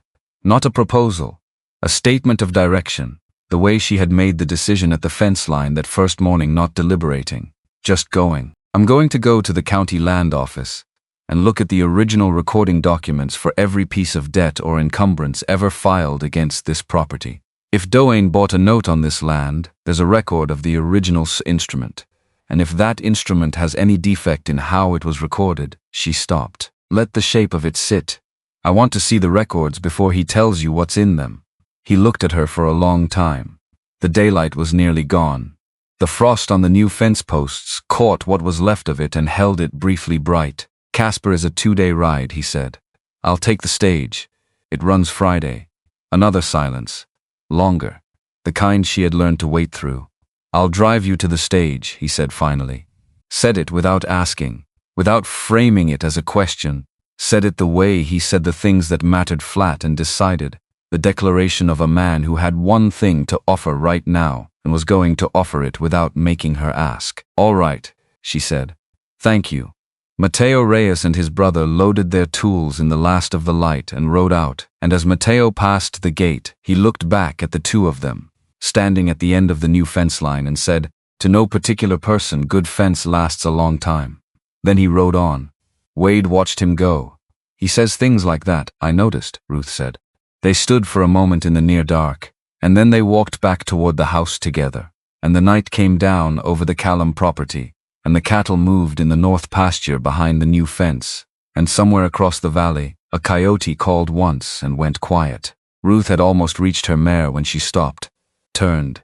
The feeling that had been sitting at the base of her chest since the morning, since Hank Pruitt's face on the porch, since the flight out of town, since the sight of Wade alone on the road with 14 cattle still missing, and the ground frozen, and the dark having been longer than it should have been for any one man to manage, that feeling had not gone away with the work. It had changed shape. It had clarified into something she was not ready to name but could not pretend she didn't recognize. She mounted. She rode toward town. The dark was full around her, and the stars were beginning in the gaps between the clopa, the compass, and the compass needle of her own sense of direction was pointing somewhere she had not, until recently, expected it to point. She did not examine it directly. She had been very deliberate about that all week. She would examine it in Casper, she decided, in the spare clarity of a strange room, away from the smoke and the biscuits and the fence line, and the particular way a man looked when he had just been told he was not going to have to do this alone. For now she rode, and the lights of Harlan's Crossing came toward her out of the dark, warm and small and familiar, and behind her the Callum Ranch was a shape of shadow and a single lit window, and she did not look back at it. She didn't need to. She knew exactly where it was. Hank Pruitt arrived at Agnes's house at first light on Wednesday with his hat already in his hands, which meant the news had come before he'd had time to think about how to carry it. Ruth was at the kitchen table with her second cup of coffee when she heard his boots on the porch steps, heavy, urgent, the particular rhythm of someone who had been moving fast and stopped himself just short of running, because running would mean admitting how bad the thing was. She opened the door before he knocked. His face was pale under the cold flush of a man who had ridden fast in 0-degree air, 28 years old and trying very hard to look like someone delivering ordinary information, which was itself the tell. "Miss Haven." He turned his hat in his hands. "There's a lawyer at my father's store. Came in on last night's stage from Casper. He's got papers." He swallowed. "Says there's a lien on the Callum property. Says Mr. Callum owes money connected to the water rights on the north pasture. Says if it isn't settled by end of month, the rights transfer to whoever holds the debt. Ruth set her coffee cup down on the table behind her. Careful, deliberate, because her hands wanted to do something else and the something else was not useful. Who sent for you? She said. My father saw the lawyer come in last night, heard him talking. Hank's jaw tightened, talking freely, telling anyone at the counter what the situation was, like he wanted people to know before Mr. Callum did, which meant it was designed to be heard before it was official, which meant Doane had sent the lawyer to Harlan's Crossing not just to deliver a notice, but to seed the information through the town before Wade had any chance to respond to it. By the time Wade read the legal document, every man and woman in Harlan's Crossing would already have an opinion about whether the Callum property was viable, and opinions about viability had a way of becoming self-fulfilling in a valley where credit and reputation ran on the same track. Ruth was already moving. Go to your father, she said, pulling her coat from the hook by the door. Tell him we're coming. Tell him not to let that lawyer leave. Hank ran. Ruth was 3 minutes behind him, and those 3 minutes she spent at the Callum gate. She didn't have time to ride out. She didn't have time for the road and the half-mile, and the conversation at the gate post, and the walk to the house. She had time to pull up at the gate, lean over her saddle, and call his name once, loud enough to carry across the yard to the barn, where she could see the door standing open. Wade came out of the barn. He was in his work clothes, moving with the unhurried purpose of a man who had been managing his own time for 11 years, and had developed a finely calibrated sense of what warranted urgency and what didn't. He read her face from 20 yards away and his pace changed. There's a lawyer at Silas's store, she said when he reached the gate. Came in last night. He has papers about a lien on the water rights. Nothing moved on his face. That was the thing she had come to understand about Wade Callum's stillness. It was not absence of feeling. It was the opposite.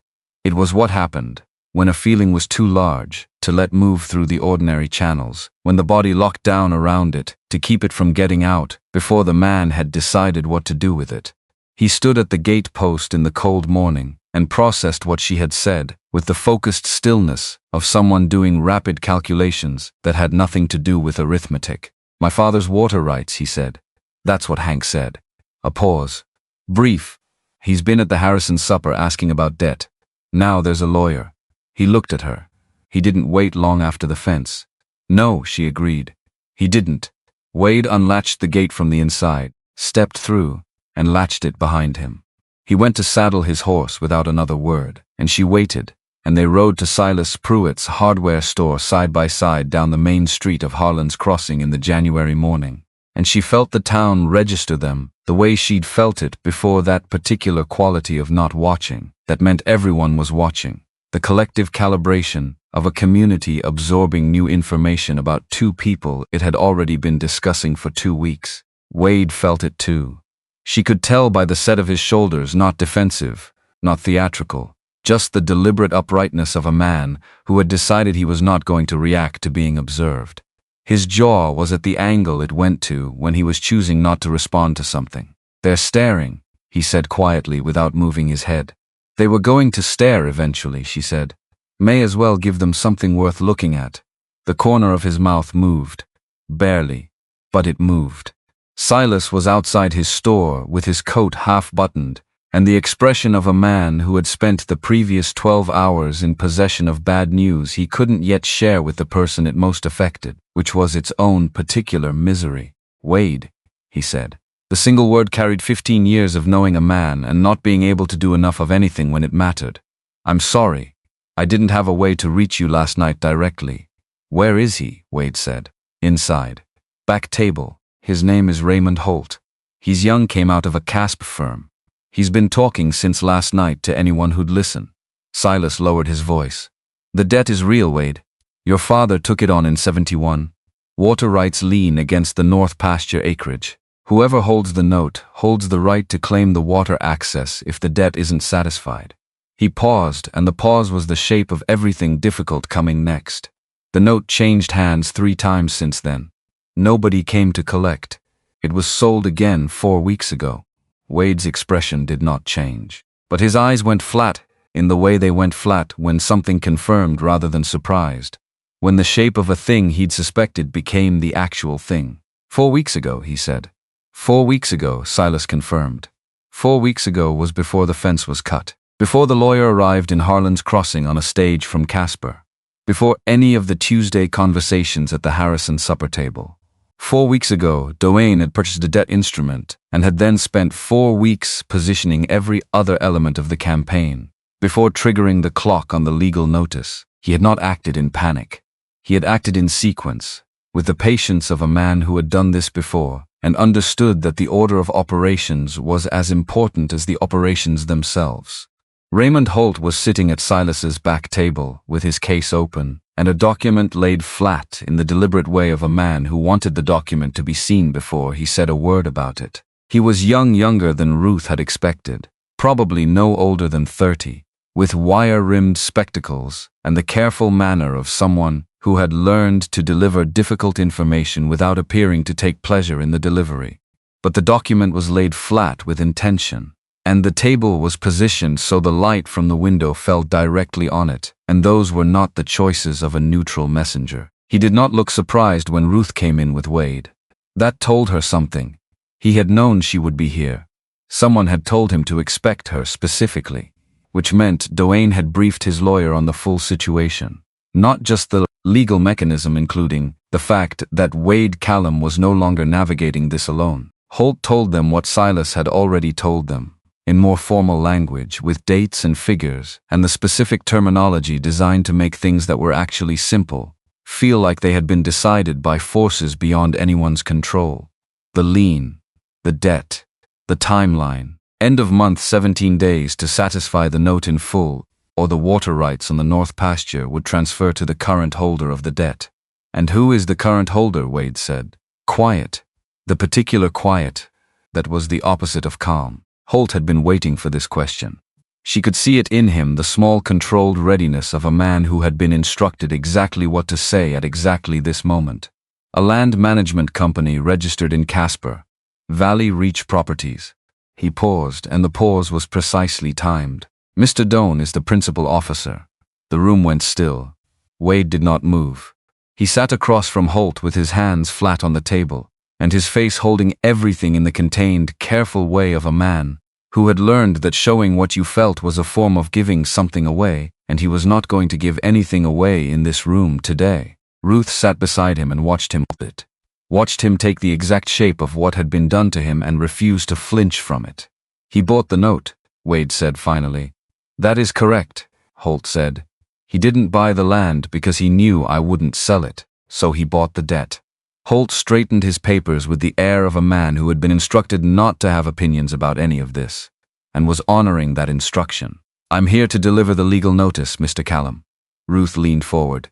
Is there any provision? She said, cutting in with a steadiness she was maintaining by conscious effort, for disputing the validity of the original instrument.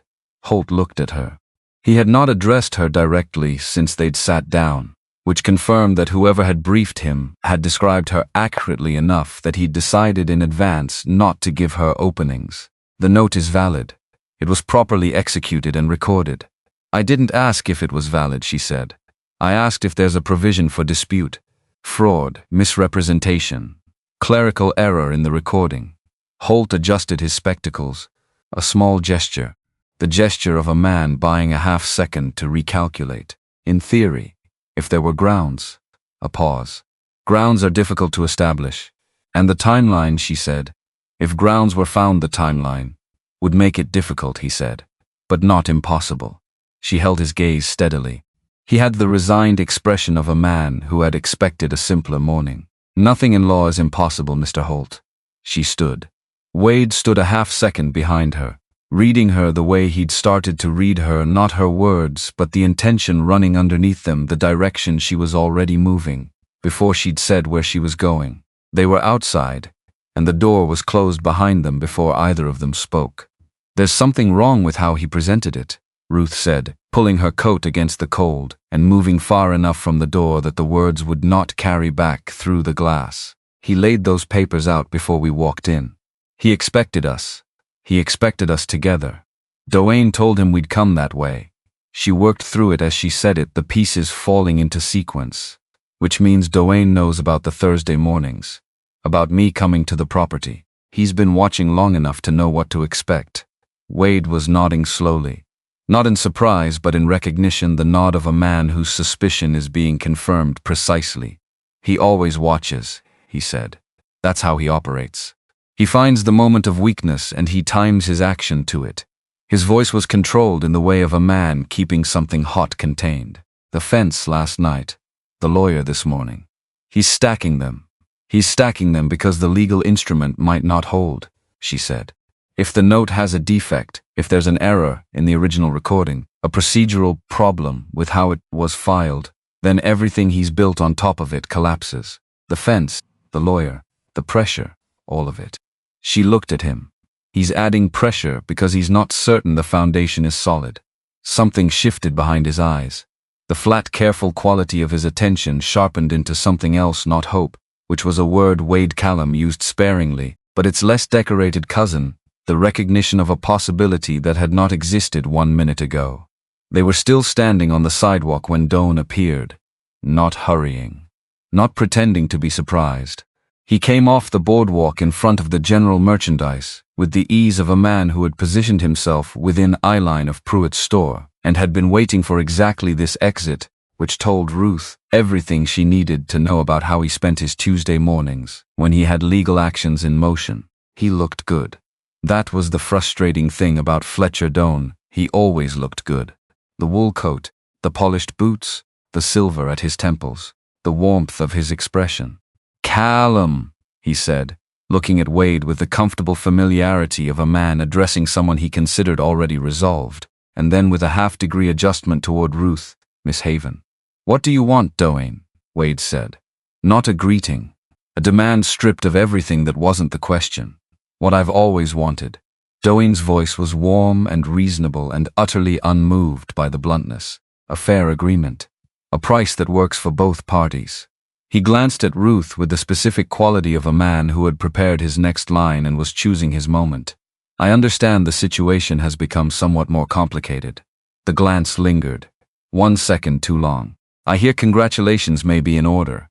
She felt Wade go rigid beside her. The kind of rigid that was not anger, but was the thing that came before anger, the thing that had to be managed before anger could be useful. She felt it, without touching him, just the shift in the quality of the air between them. "There's nothing to congratulate," Wade said. "Of course," Dwayne said, with the smile of a man saying "of course" to mean its opposite. "Though I must say Miss Haven's dedication is remarkable. Riding out week after week. The town does love a generous woman." He let the word charitable sit in the air for just a moment, without saying it, which was more effective than saying it, because it put the word in the listener's mind without giving anyone the satisfaction of having said it. "What's your offer?" Ruth said. Both men looked at her. "Your offer." She kept her voice pleasant and her eyes direct. "For the water rights or the land or whatever it is you actually want. What are you offering?" Dwayne recalibrated. She watched him do it, the slight reset behind his eyes, the adjustment of a man who arrived expecting one kind of conversation and found another. "The same offer I've made 3 times, he said. 60 cents on the dollar for the full property. It's not fair, she said. "It's insulting and you know it." She kept the pleasantness in her voice the way you kept a tool handy, not as decoration but as function. "The water rights on the north pasture alone represent at minimum 30% of this property's total operating value. At 60 cents on the dollar for the full acreage, you're essentially paying 40 cents for everything else and taking the water rights for free." She tilted her head slightly. "Try again." Dwayne looked at her with something that was not quite surprise. He had been told she was sharp. She could see that in how quickly he recalculated, but was surprised at the specific form the sharpness took. 70 cents, he said. 70 cents on the dollar minus the water rights value gets you to effectively the same number you started with when you factor what you'd be stripping from the land's capacity to generate income. She kept her voice even. Factual. The voice of someone reciting arithmetic rather than making an argument. "The north pasture without water access in a dry August is winter grazing at best. You'd be paying 70 cents for an operation that functions at 55% capacity without the piece you're about to take. So again. Try again. A silence. Doan's smile had shifted. It was still there, but it had gone from warm to something more careful. The smile of a man who had walked into a room and found it configured differently than the briefing had suggested. He looked at her with something she might have called respect, if respect had not been so adjacent to what he actually felt, which was the cold interest of a man recalculating odds. You have some head for figures, he said. My father was a rancher, she said. He taught me what water rights are worth in a dry July. And what would you consider a reasonable figure? He was addressing her now, not Wade, which was itself a concession, the acknowledgement that the weight of the conversation had shifted, that the center of this negotiation was no longer where he had expected it to be when he positioned himself across from that store an hour ago. I think the note on the water rights should be satisfied at its original value, she said. And I think if you pursue this in court, which you would have to do, because Wade Callum will not sell under these conditions and will fight every legal avenue available to him, you'll find it more expensive than the land is worth. Courts take time and attorneys take money, and a man with clear title to a properly registered property has more standing than a man holding a 30-year-old note on a subsidiary right. She paused. Unless this was never really about the land. Something happened on Doane's face. He covered it quickly. She gave him credit for the speed, but she had been watching for it and she caught it. A flicker. Brief and involuntary and immediately controlled. The expression of a man who has just heard something that is closer to the truth than he expected anyone to get. What else would it be about, he said. I don't know yet, she said. But I intend to find out. The warm smile came back. The practiced full version. The one that had opened 1,000 conversations and closed the same number of deals. You're a remarkable woman, Miss Haven. He settled his hat. Truly. He looked at Wade with the expression of a man closing a file. 17 days, he said, to the air between them. Think carefully. He walked away, unhurried, toward the far end of the street, and the town saw him go with the particular attention of a community that understood it had just witnessed something significant without being entirely certain of its meaning. Wade watched until Doan turned the corner. His hands were at his sides and very still. You didn't have to do that, he said. He wasn't listening to you, she said. He's heard your voice say no 3 times. He's filed it under things that don't change. He hadn't heard mine. She watched the space where Doan had been. Now he has. He's going to push harder, Wade said. Yes, she agreed. At you, he said. Not just at me, he's going to push at you. Let him, Ruth.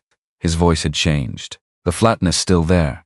But something under it she recognized now, the register he used when he was saying something he meant completely. Something he had not planned to say but could not say. I need you to understand what you're putting yourself in the middle of. Doane doesn't fight loud. He fights quiet, and he fights where a person's reputation lives.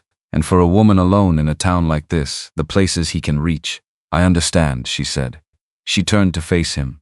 He was looking at her with the expression she had learned to read for what it actually was, rather than what it appeared to be.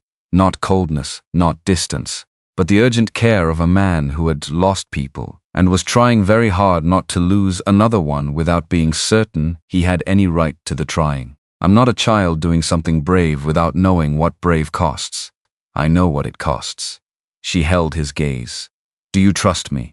The question landed the way she had known it would land, with the full weight it carried for this particular man. She watched him hold it, watched the calculation move through his eyes. Not calculation of whether she was trustworthy, but calculation of whether he still knew how to trust, which was a different question entirely, and one he hadn't been asked to answer in a very long time. Yes, he said.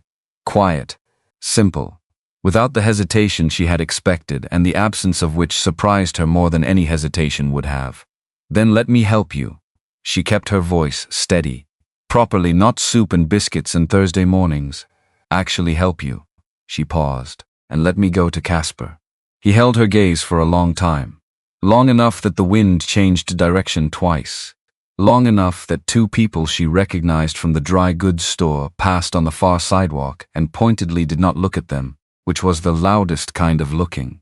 All right, he said.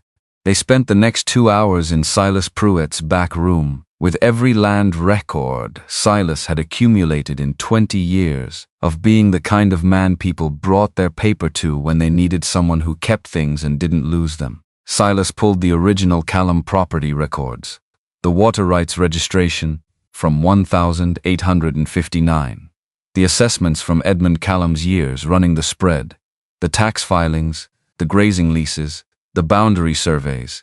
He set them out on the back table in chronological order, with the methodical precision of a man who had found his filing system vindicated and was going to use it properly. Ruth went through them with the patience her father had drilled into her from the time she was old enough to read a deed.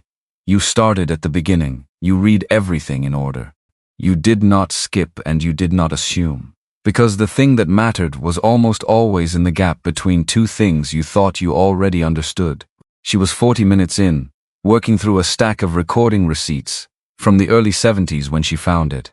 Or rather, she almost didn't find it. It was a small thing. A discrepancy in dates that would have been meaningless to someone who didn't know the specific language of recording statutes in Wyoming Territory in 1871, which was to say meaningless to almost everyone, which was perhaps why it had been unremarked for 30 years. The water rights lien had been executed in September of 1871. She could see Edmund Callum's signature, clear and firm, a man who wrote his name like someone who expected it to last.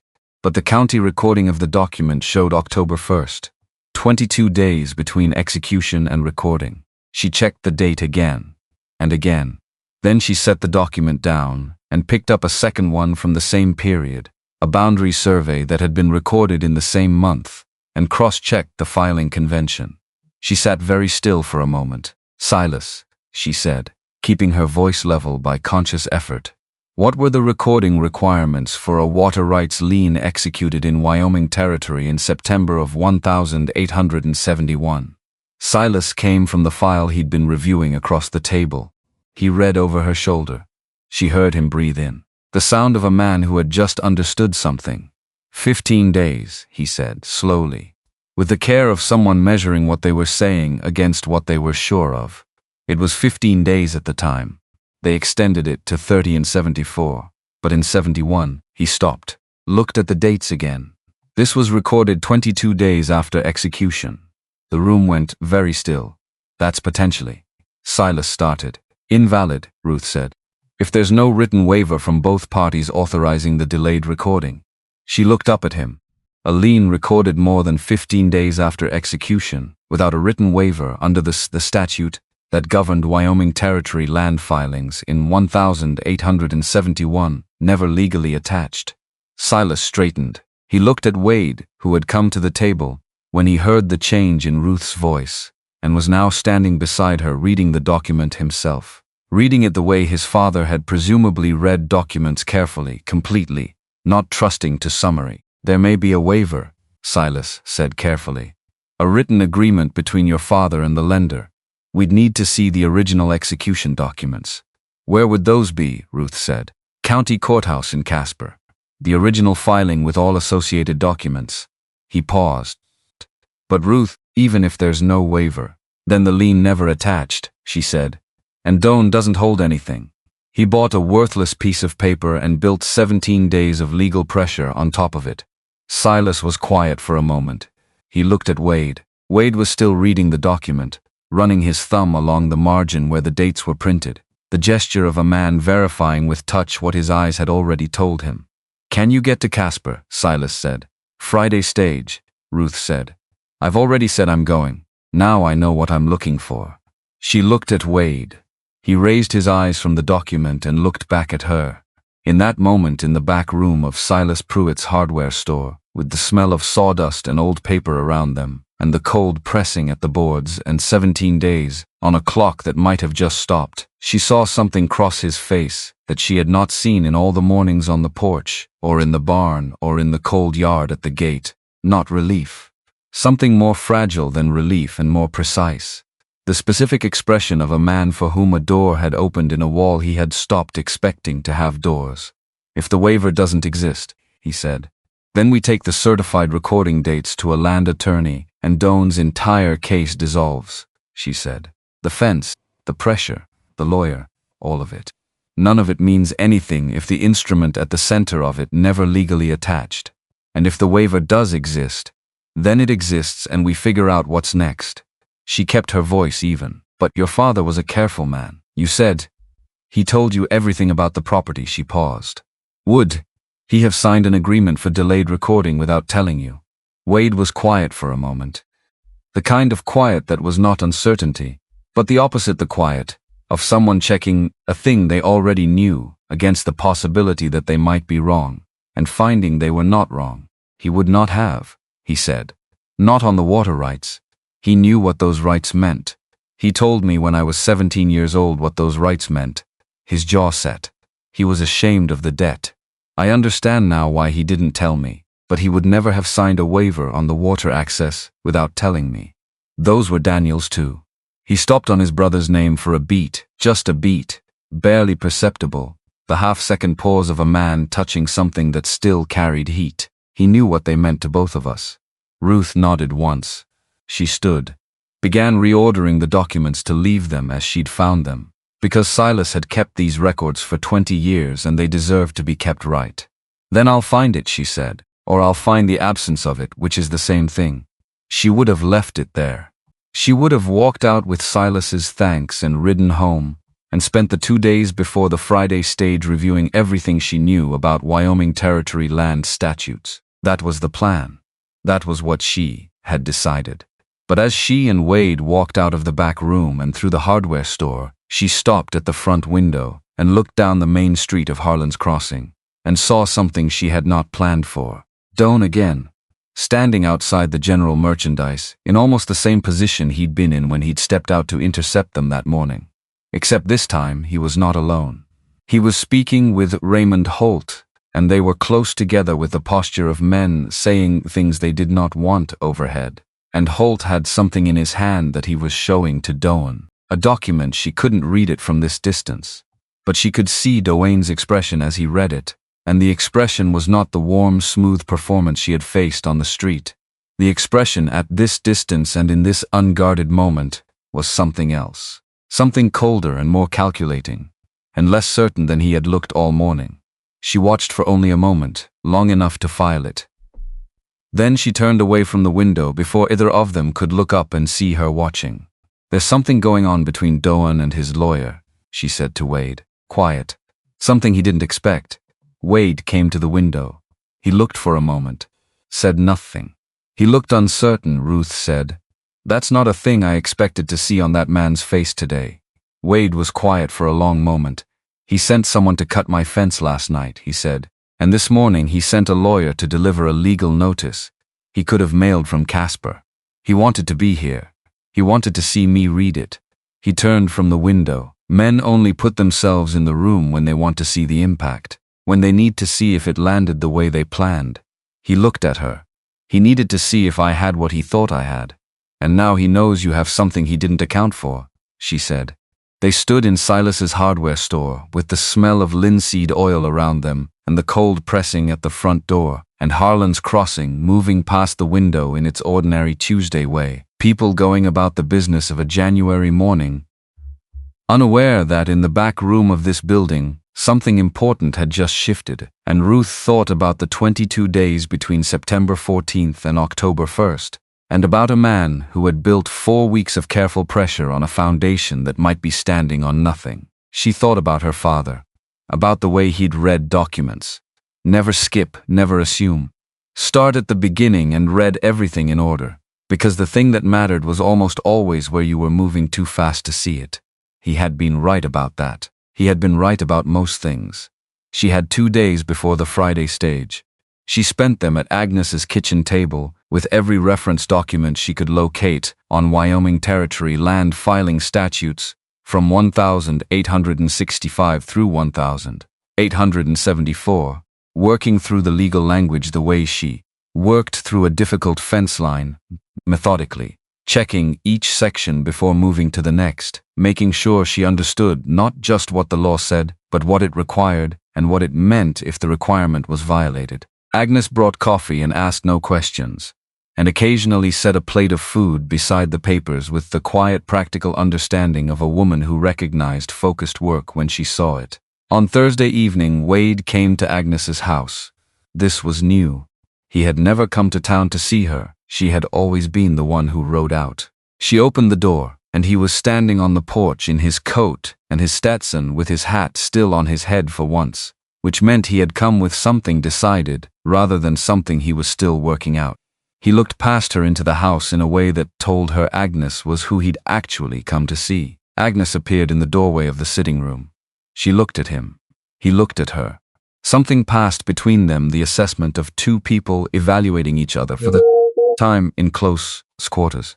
Two people who had heard a great deal about each other through the same person, and were now taking their own measure. "Mr. Callum," Agnes said. The same tone she had used for 20 years for people she was making up her mind about. "Ma'am," he said. He took his hat off. Finally, Agnes studied him for another moment. Then she moved aside and gestured toward the kitchen, with the slight tilt of the head she used for people she had decided to receive. "Coffee's on," she said. He sat at Agnes's kitchen table, the same table where Ruth had sat countless times, in the same chair Ruth usually used, except Agnes had not put him in Ruth's chair, but in the chair across from Ruth's chair, which was itself a kind of orientation, and he wrapped his hands around the cup Agnes set in front of him and looked at the table for a moment. "I've been thinking," he said, "about what you said, about him watching." He wasn't addressing Agnes, though she was at the counter with her back to him in the way of a woman who was both present and carefully absent. He was addressing a point on the table between the cups. "He's going to know I'm alone on the property when she's in Casper. He watches the road. He knows when she's there and when she isn't." Ruth waited. "I want to ask you something," he said. This time he looked up, the dark brown eyes steady and carrying the weight of what he was about to say, which she could see him measuring before he said it. A man accounting for the cost of a request in a currency he did not spend freely. "I want to ask, I need to know." He stopped, shook his head slightly at himself, the gesture of a man who had the thought but not the approach to the thought, who kept arriving at the door of it and finding it required something he wasn't certain he had. "The record's in Casper," he said finally. "The county clerk. His name is Chester Ames. He was a friend of my father's. Not a close friend, a business acquaintance. The kind of relation that holds across years because both men were straightforward with each other." He paused. "I sent him a telegram this afternoon. He knows you're coming. He'll give you access to the filing room directly. He'll pull the 71 records himself." Ruth looked at him. "You sent a telegram last night," he said, "before I knew what you'd found in Silas's files. I should have thought of it sooner. I should have—" He stopped. The jaw tightened in the way it did when he was irritated with himself and not inclined to make it dramatic. "I've been letting you do the thinking and the writing and the finding, and I keep—" "You've been healing from a January fever," she said, "and running 500 acres alone and getting your cattle back in the dark." She kept her voice even. "You've been doing plenty." He looked at her for a long moment. The expression on his face was not gratitude. She had learned that gratitude looked different on him than it did on most people, but something in the same territory. Some version of being seen that he did not quite know how to receive and was receiving anyway. He looked back down at the cup. "Ames will have what you need," he said. "If the waiver doesn't exist, he'll give you a certified copy of the recording dates with the county seal. That's what the attorney will need. And if the waiver does exist," Ruth said. "Then it exists," he said. The same answer he had given in the back room of the hardware store, and it carried the same quality, not defeat, but the readiness of a man who had been disappointed before and knew how to keep moving after. "And we figure out what's next." He picked up the coffee cup. "But my father did not sign a waiver on the water rights. I would bet this property on it." Agnes at the counter said nothing. She poured herself a cup and carried it to the table and sat down at the third chair, not at the end, not between them, just at the third position, the table oft, and drank her coffee with the composed attention of a woman who was watching something important happen and had the good sense to be quiet about it. They talked for an hour. About the documents Ruth had pulled, about the statute language and what it required, and what the absence of a waiver would mean in legal terms versus practical terms. Wade listened the way he had listened in the barn on the fourth morning, with the complete focused attention of a man who was taking information seriously rather than performing the taking of it. He asked 3 questions, each one precise, each one aimed at a specific aspect she had not yet addressed. She answered them. He absorbed the answers without comment, filing them in the way he filed practical information for use, not for display. When she stood to go, he stood too. Agnes stayed at the table with her coffee. He walked with Ruth to the door, and they stood, for a moment in the entryway, with the cold outside the front door, and the kitchen's warmth behind them, and the particular quality of the air that existed in the threshold between one thing and another. "I'll drive you to the stage in the morning," he said. "You don't," she started. "I know I don't," he said, simply, without elaboration, without making it into a statement about what it meant. Because making it into a statement about what it meant was not something he knew how to do, and was also, she understood, not the point. The point was the offer itself, made plain and without condition by a man who had one thing available to give and was giving it. "All right," she said. "Thank you." He left. She stood for a moment in the entryway listening to his footsteps go down the porch and his horse move in the road, and then she closed the door and leaned against it for a moment, with her hand still on the latch. Agnes's voice came from the kitchen, entirely calm. He took his hat off. Ruth stayed where she was. "I noticed. I've lived in this town for 22 years, Agnes said. "I have never seen Wade Callum take his hat off anywhere except a funeral." Ruth pushed off from the door, went back to the kitchen table, sat down in her chair and picked up her cold coffee and did not say anything, because Agnes was looking at her with the expression that did not require a response. The expression of a woman who had already made her assessment and was content to let it sit. The morning came fast. Friday. Stage at 6. She was packed and ready before 5. She had her traveling bag with 2 changes of clothes, wool dress, second wool dress. The practical contents of a woman who knew a 2-day trip in January required warmth over variety. Her reference notes on the statute language, the document numbers she needed aims to pull, and Edmund Callum's compass, which she put in her coat pocket because she had decided in the night that she would. Wade was at the stage depot before she arrived. She saw him from half a block away in the gray pre-dawn, standing beside the ticket window with his coat on and his Stetson in his hands again, not on his head held, not pacing. Just standing in the cold with the deliberate stillness of a man who had been waiting and was not going to make it look like waiting. She walked toward him and he turned when he heard her footsteps on the frozen ground and the look on his face when he saw her coming. That look was the kind of thing a person carried for a long time without meaning to, the kind of thing that moved in and didn't ask permission. "You didn't have to come," she said. "I know," he said. He had a package in his other hand, brown paper, tied with twine, the size and shape of something small, but heavier than it appeared. He held it out to her. She took it. It was heavier than it looked. "Open it on the stage," he said. "Not here." She took it. She held it in both hands for a moment and looked at him in the gray pre-dawn cold of a Wyoming Friday. And she thought about what he had said in Silas's back room, about Daniel and the water rights. Those were Daniel's too. She thought about a man who carried a compass his father had carried, and now was handing it to someone else, and asking her to use it to find something he needed found. The stage driver called boarding. Wade walked with her to the door of the stage, and she stepped up and turned, and they were level for a moment, her on the step, him on the ground, and she thought he might say something that had been building since biscuits and Thursday mornings, and a hand on an arm in a cold yard. He didn't. What he did instead was reach up and close his hand around hers, where it gripped the door frame, carefully and briefly, and with the contained deliberateness of a man who had thought about a thing a long time, and was finally, quietly, doing it. Just his hand over hers. Just long enough. "Come back safe," he said. "I will," she said. She sat down inside and the door closed, and she pressed the brown paper package against her side, and looked straight ahead and did not look out the window because she knew what she would see if she looked out the window, and she needed to hold herself together for a 2-day trip and a county records room, and 17 days, and a lien that might be standing on nothing. She opened the package at the 3rd mile out of town. Inside was a compass, brass, old.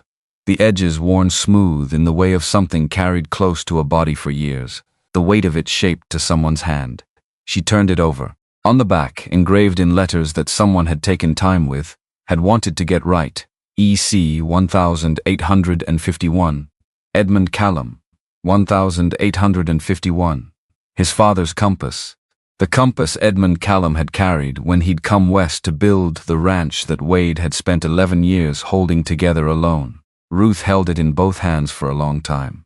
The stage moved through the January Wyoming landscape, the frozen ground rolling out in every direction under a pale white sky, and she held that compass and let herself feel the full weight of what it meant that he had sent it with her not to keep. She understood that, but to use, to find something, to bring back what the ranch needed. She pressed it once to her sternum, just for a moment. Then she put it in her coat pocket and looked out the window at Wyoming going past, and she kept her nerve, and she did not let herself consider the alternative. Casper in January was a different creature entirely from Harlan's Crossing. Larger, louder, less interested in anyone's private business, which was both a relief and a kind of disorientation.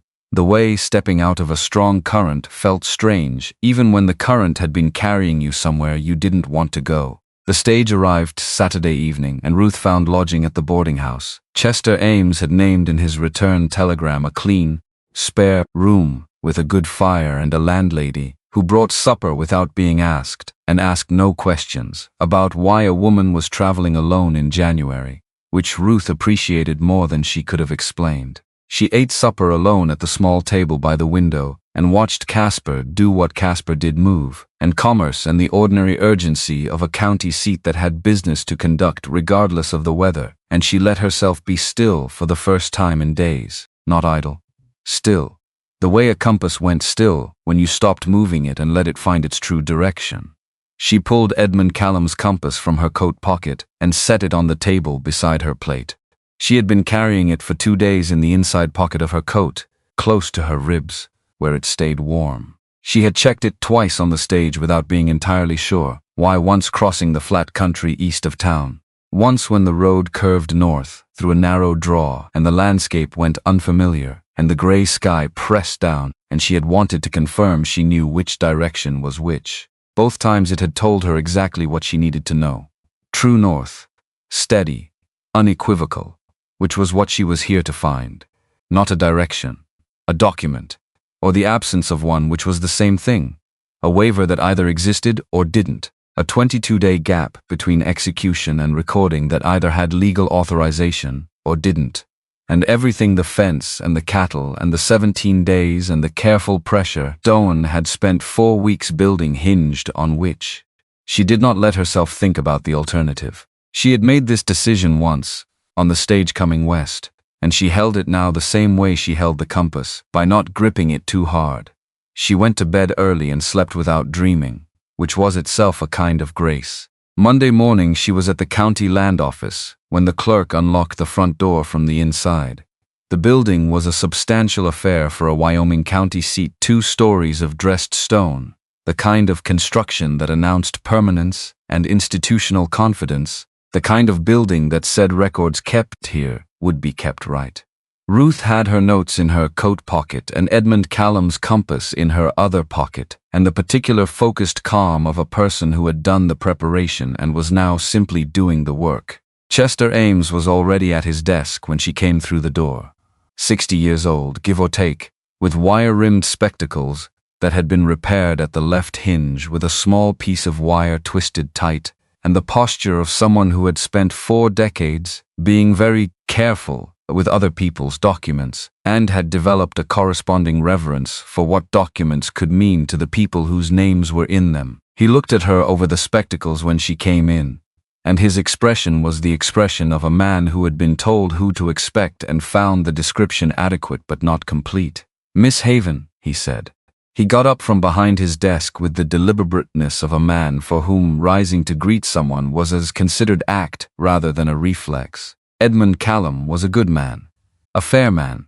I have been glad to keep his records properly, and I am glad someone is here to look at them. He paused. "Wade's telegram said you'd know what you were looking for." "I think so," she said. "The water rights lien from September of 71.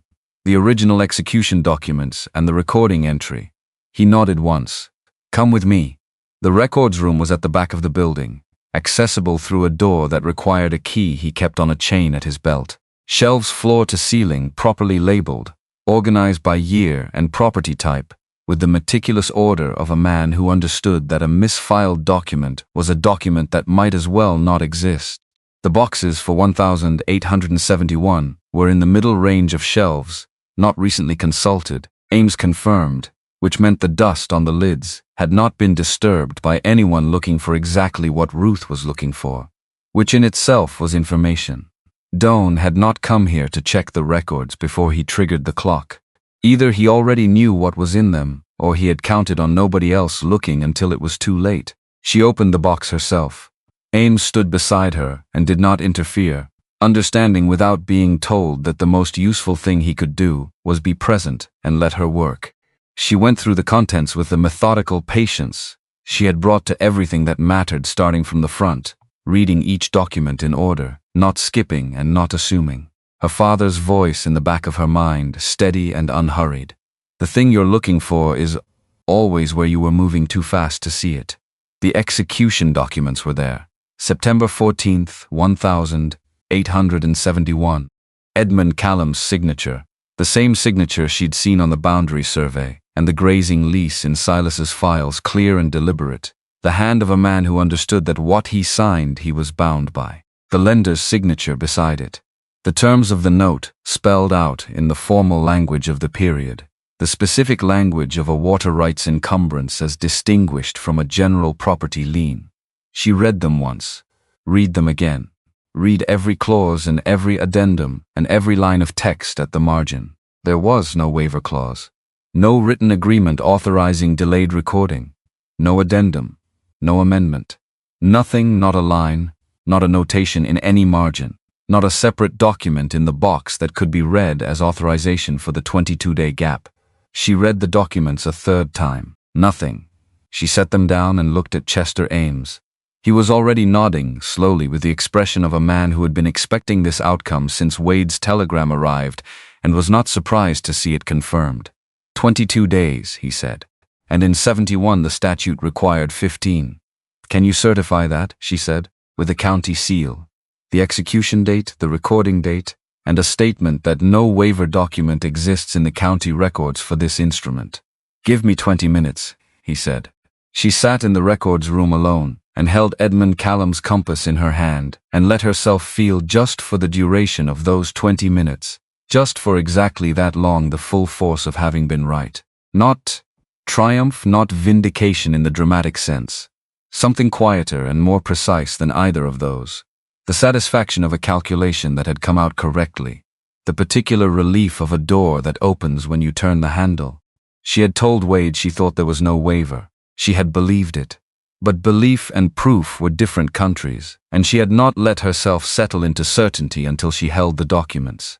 Now she held them. And the weight of what they meant, not just the legal weight, but the other weight, the weight of 11 years, and a north pasture, and a creek that ran low in August, and a man who had carried it all alone settled through her, with the solidity of something that was finally actually going to hold. She put the compass away before Ames came back. Some things were private, even from people who were helping you. He returned with 2 certified copies, both bearing the county seal and his signature, and the specific attestation language that a land attorney would need: the execution date, the recording date, the 22-day gap, and a formal statement that no waiver document existed in the county's filing record for the instrument in question. He handed them to her, with the solemn efficiency of a man completing a task he considered important. Your father would have wanted this right, he said. She started to correct him. Edmund Callum was not her father, and stopped, because Ames was not confused about whose daughter she was. He was saying something else. With kindness, or with contempt? He was saying, who had kept these records for 30 years, believed that the right outcome had been found, and that the right people were going to deliver it, and that this was a thing worth saying plainly. Thank you, Mr. Ames, she said. She found the telegraph office 3 blocks east on the main commercial street. The operator was a young man with ink on his left cuff, who took her message without comment and repeated it back to her twice to confirm the accuracy. 4 words to Wade Callum in Harlan's Crossing. Found it. Coming Tuesday. She sent a second message to Silas Pruitt, 7 words. Leon invalid. Need attorney by Wednesday. Advise. Then she paid for both messages and walked to the lunch counter next door and ordered coffee and a piece of cherry pie and sat at the window and watched Casper go about its Monday business, the commerce and the movement and the ordinary urgency of a place that did not know what had just happened in a county records room 3 blocks away and would not have cared if it did. She ate the pie slowly. It was adequate, a little too sweet. The crust was good, but the filling had been made with preserved cherries rather than fresh, and preserved cherries always ran sweet. She ate all of it anyway because she had ridden 2 days and spent a morning in a cold records room, and her body had opinions about what it needed. And because she was sitting at a lunch counter in Casper on a Monday morning with certified documents in her coat and a resolved legal instrument between her hands, and she could, for the first time in nearly 3 weeks, afford to eat a piece of pie slowly. She thought about what came next, not the legal outcome that was now a matter of sequence, and sequence she could manage. Attorney. Filing. Presentation of the certified records. Doan's lawyer reading the documents with the expression Holt had been trying to keep professional on his face and not quite managing. The slow collapse of 4 weeks of carefully constructed pressure. That part she could see clearly. The other part she could see less clearly. The part where the crisis resolved and the emergency ended, and the reason for Thursday mornings and fence work and side-by-side rides through a town that was watching the reason for all of it either became something declared or became something that was quietly and carefully folded away. She knew what she wanted it to become. She had known since the morning she'd found the washed dishes stacked beside the door, and possibly before that, and certainly since the moment he had stood at the fence line at the end of a long cold day and looked at her, without any of careful protection he usually kept between himself and the world, and said, "I don't know what I would have done this morning without you here." She was less certain what Wade Callum was capable of letting it become. Not because she doubted him. Because she understood the specific shape of what he had been carrying and how long he had been carrying it. And she understood that the difference between wanting something and being able to ask for it was the entire distance between who he had been before 1868 and who he had made himself into after. He had let Vera Langston leave, not because he didn't care, because he cared and could not translate caring into action, because the action required a willingness to ask, and asking required a willingness to be told no. And being told no required the belief that he could survive it, and after Daniel he had stopped believing he could survive another loss of any kind. So he had simply removed himself from the position where loss was possible. She thought about the compass, about the fact that he had sent it with her rather than keeping it at the ranch where it had presumably lived for years. That was not nothing. A man who had learned not to send things out into the world didn't send his father's compass with a woman on a 2-day stage ride without understanding something about what it meant. She finished her coffee. She put the certified documents inside her traveling bag in the waterproof inner pocket. She'd sewn herself for exactly this kind of material. She paid for the pie and the coffee and went back to the boarding house to pack her bag and confirm her place on Tuesday's return stage. The Tuesday stage left Casper at 6 in the morning and arrived in Harlan's Crossing by mid-afternoon, which meant Ruth had the length of the ride to review her notes, rest her mind, and decide how to handle the next 24 hours. She did all 3. The notes first, then the rest, then the decision, which was that she was going to give Wade the documents and let him read them, and let the weight of what they meant settle at whatever pace it needed to settle, and she was not going to rush anything that came after. She was good at that. She had been practicing it for 3 weeks. The stage came into Harlan's Crossing on the heels of a January afternoon that had turned overcast and cold, the sky the color of iron, the kind of sky that threatened snow without committing to it. She was looking at that sky through the stage window when the depot came into view, and she was thinking about Edmund Callum's compass and what direction it would point in a place you already knew well. And then the stage stopped and she gathered her bag and stood, and the door opened and she stepped down. Wade was there. He was standing at the edge of the platform with his hat in his hands again, not on his head, held, turned in his hands, with the slight continuous motion of a man who needed something to do with his hands while he waited. He was in his heavy coat and his work boots, and he looked exactly like himself, which was to say he looked like a man who did not know how to be anyone else, which was, she had decided some time ago, one of the most reliable things about him. When he saw her step down, his hands went still. The hat stopped turning. His face did what it rarely did, and did it completely. It opened. Not the careful wondering she'd been cataloging. Not the fractional corner of mouth movement. Something larger than that and less controlled. Something that had the quality of a man who had been waiting for a verdict and had just heard it read before the words were spoken. Just from the way she was carrying herself coming down those steps with a traveling bag over one shoulder and her coat straight and her chin level. She held up the document folder before she said hello. She watched his face go through it, watched it move from open to something she had no word for, except to say it was the expression of a person who has been carrying something very heavy for a very long time and has just been told they can set it down. Not weakness. The opposite. The look of someone who finally has the ground under them. It's there, she said. No waiver. 22 days between execution and recording. The lien never legally attached, Wade. Doan doesn't hold anything. He took the folder. He opened it and read the documents the way she had learned to expect him to read anything that mattered from the beginning. Every word, no skipping, no accepting summary as substitute for the actual text. She waited. A man who read that way deserved the time it took. When he looked up, his eyes were very bright. Not wet. Bright.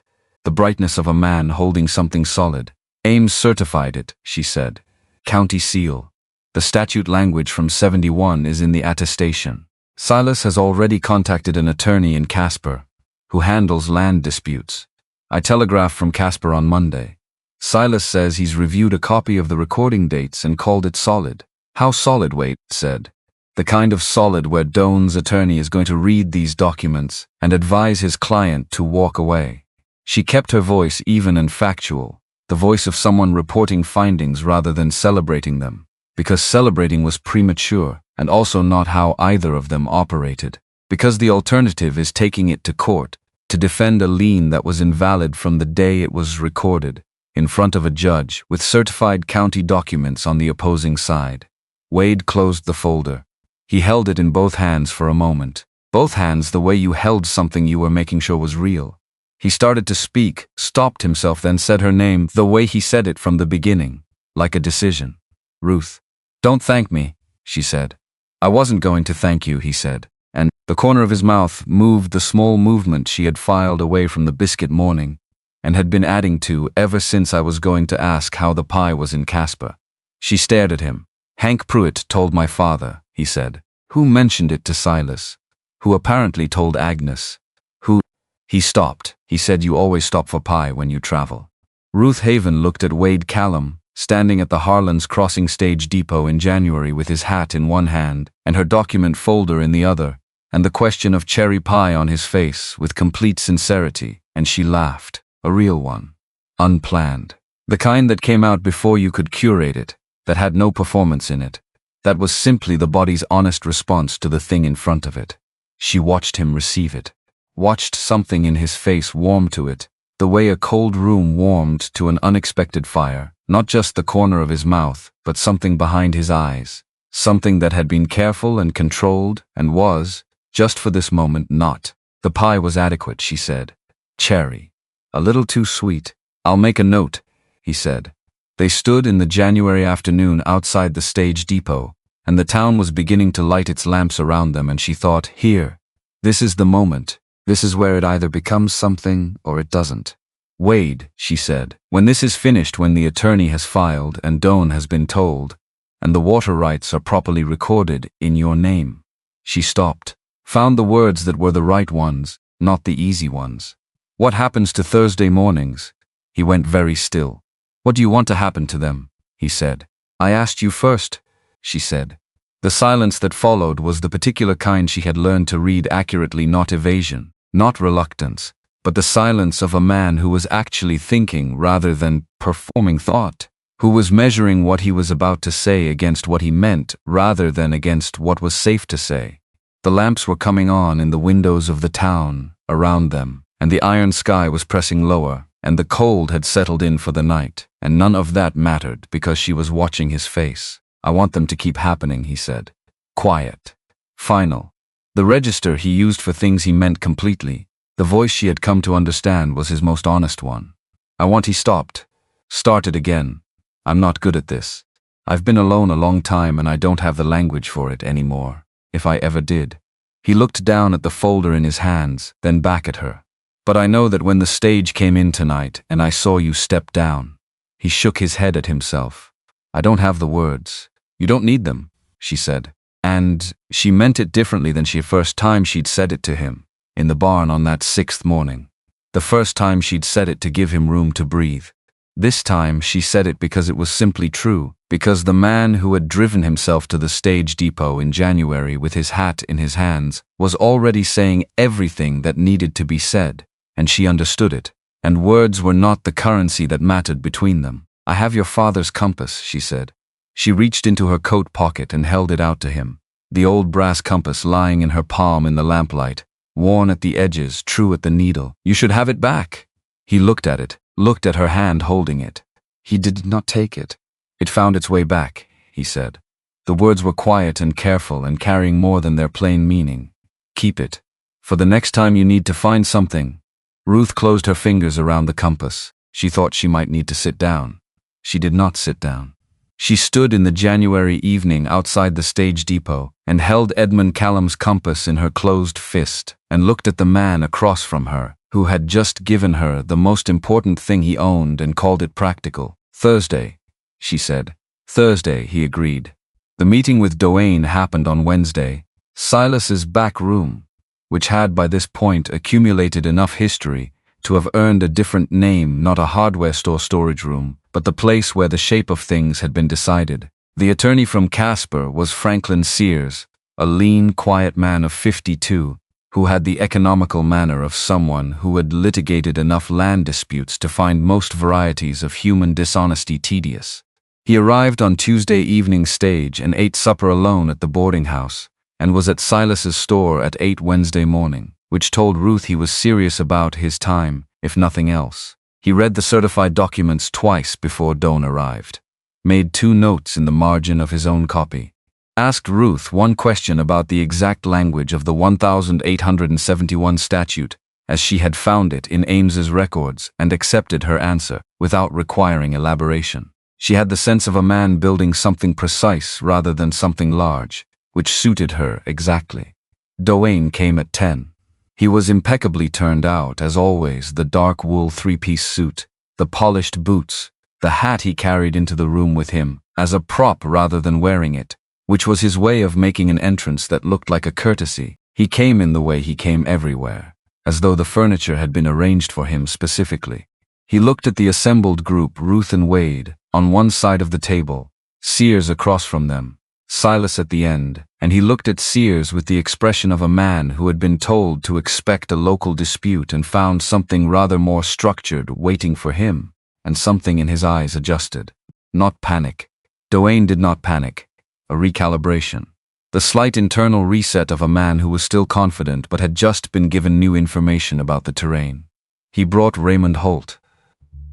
The younger lawyer sat beside Doane and arranged his papers with the efficiency of someone who had been in enough of these rooms to know how they went, and was not certain this one was going to go the way his client expected. Sears did not stand, did not extend his hand, did not waste anyone's time on the kind of sociability that was itself a negotiating posture. He placed the certified copies on the table and pushed them across to Holt and said, "Water rights lien on the Callum property in Harlan's Crossing. Executed September 14th, 1871. Recorded October 6th, 1871. 22 days. He folded his hands. In 1871, Wyoming Territory land statutes required recording within 15 days of execution, absent written waiver from both parties. No such waiver exists in the county record. The lien is invalid. It did not attach. Your client holds a worthless piece of paper." The room was very quiet.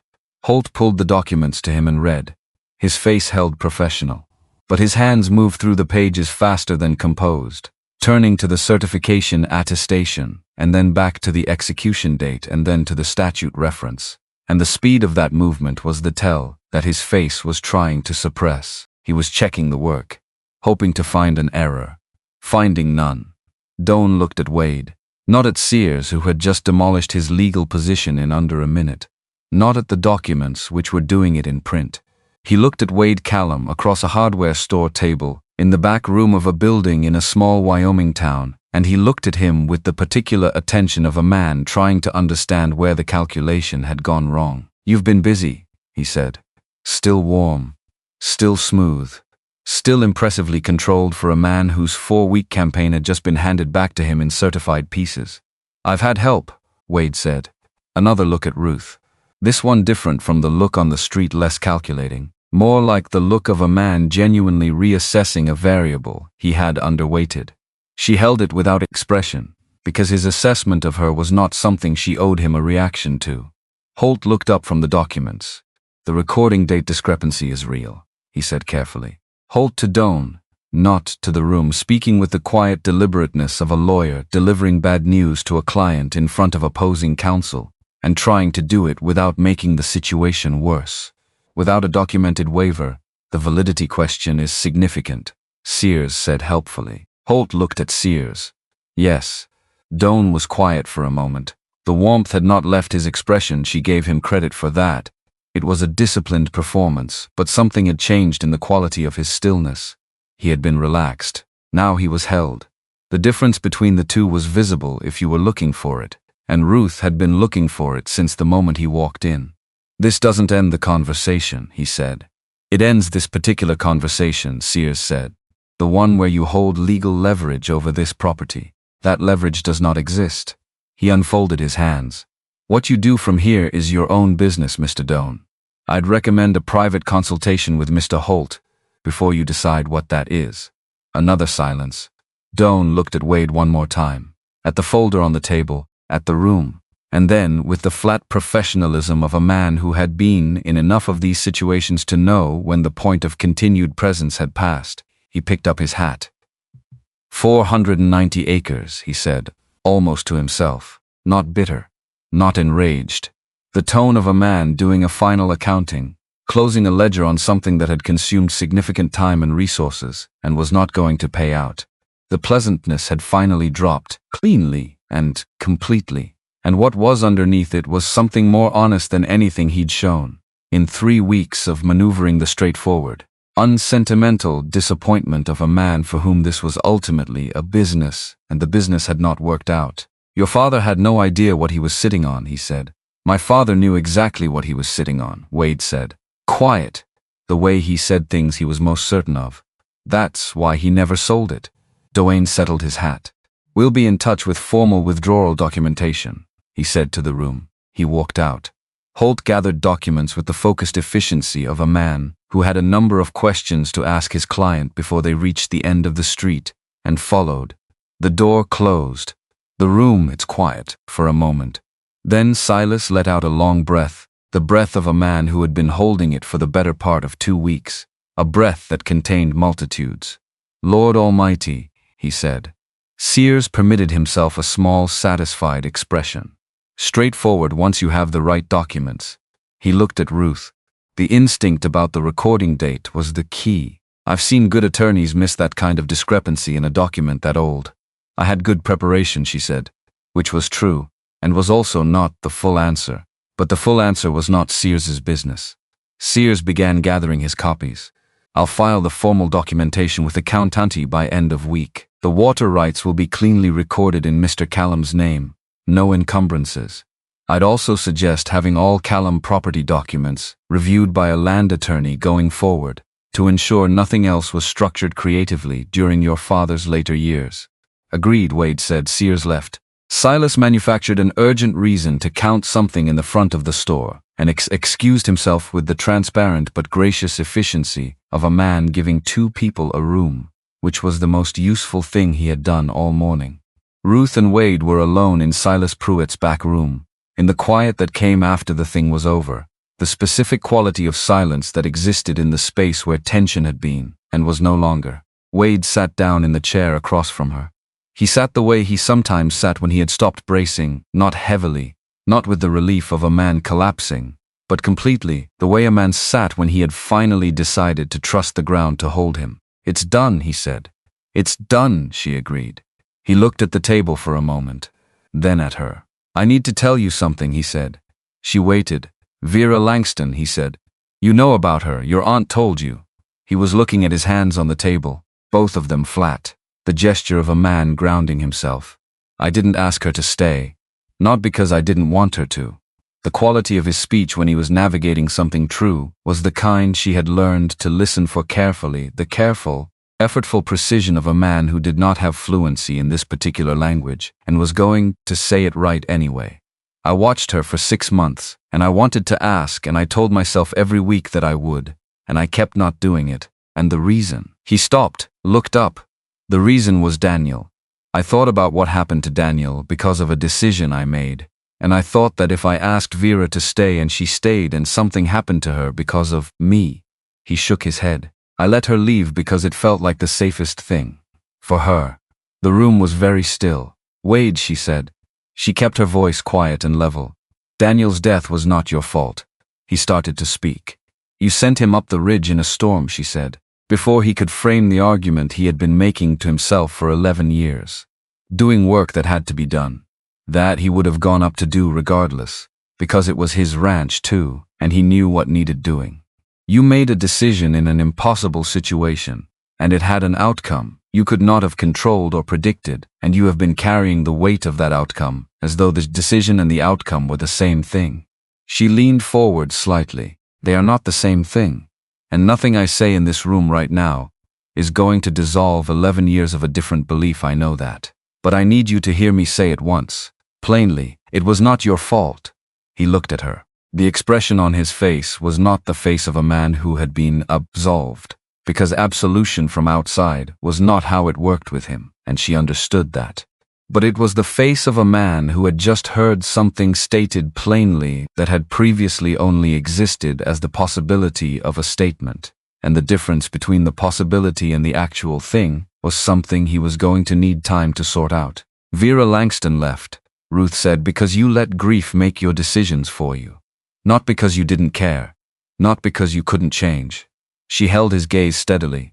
"Are you going to let it make your decisions again?" The question sat between them.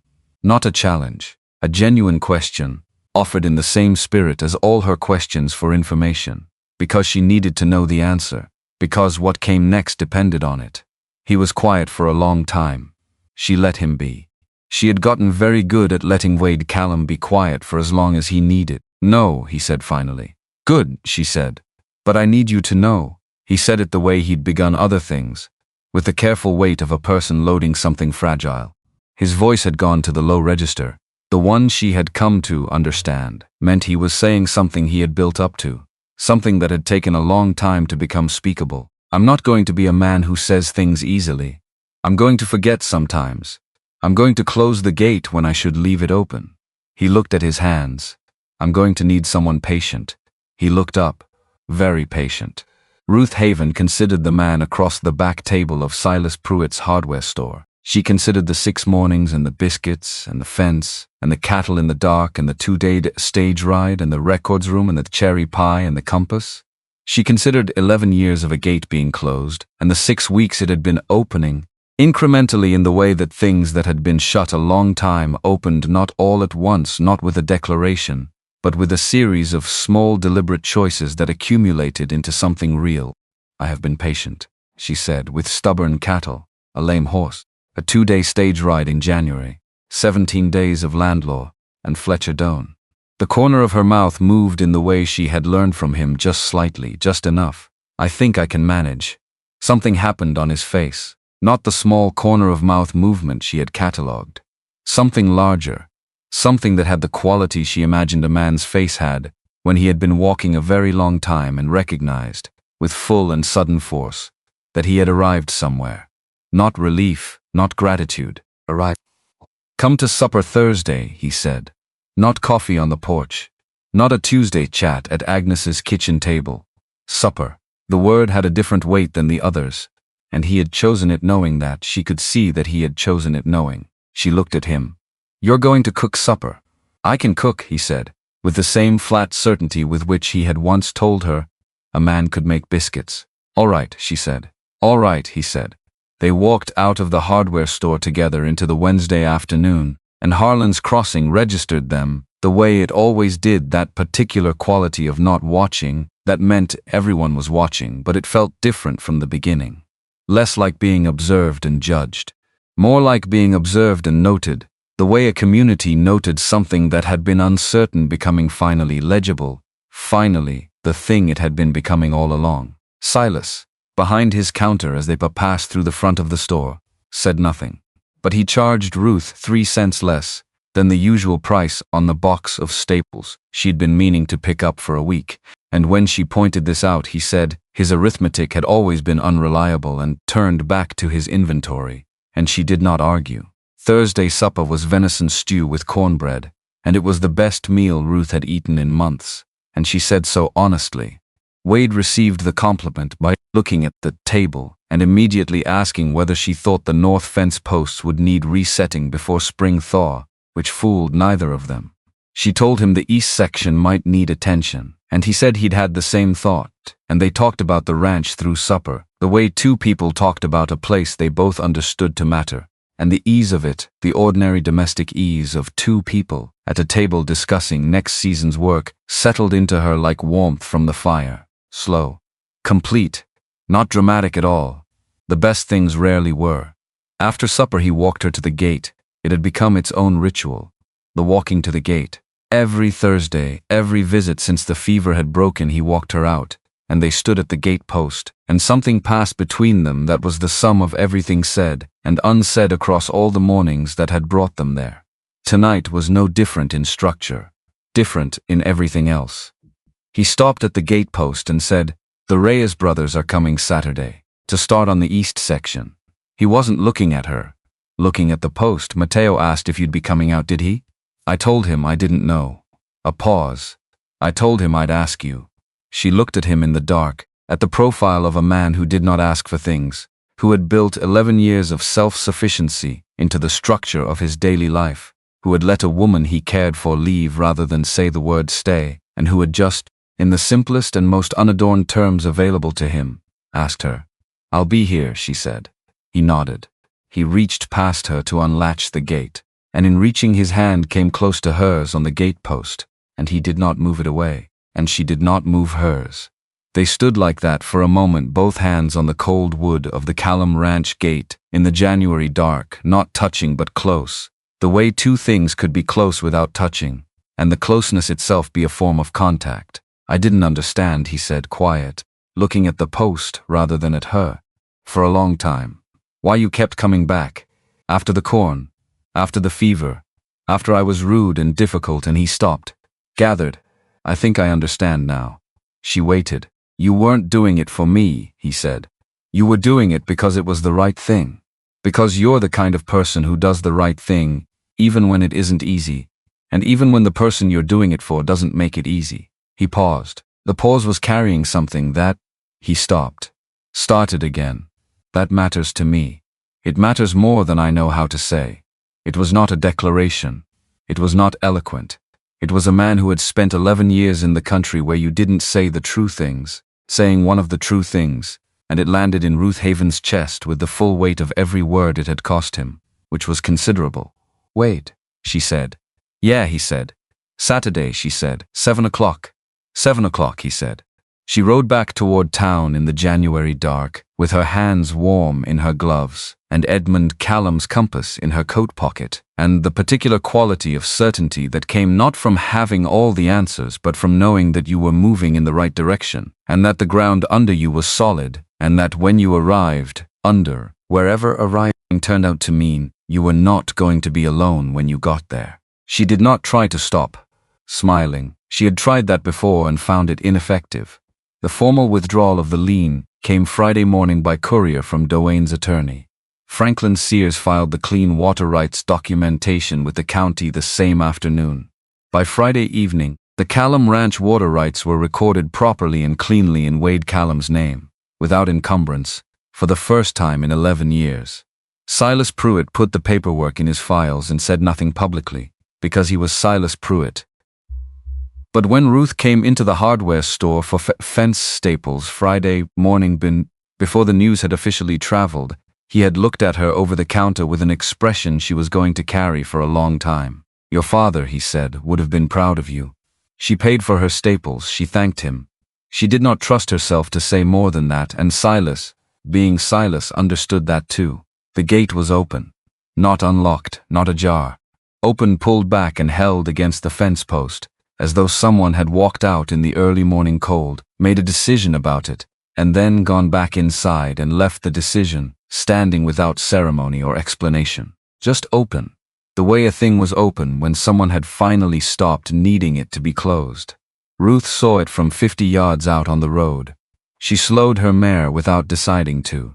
The body's response to something the mind was still processing. The Callum Ranch gate, which she had opened herself on the first morning, because it had been closed and she had not let that stop her, was standing open in the February Saturday air.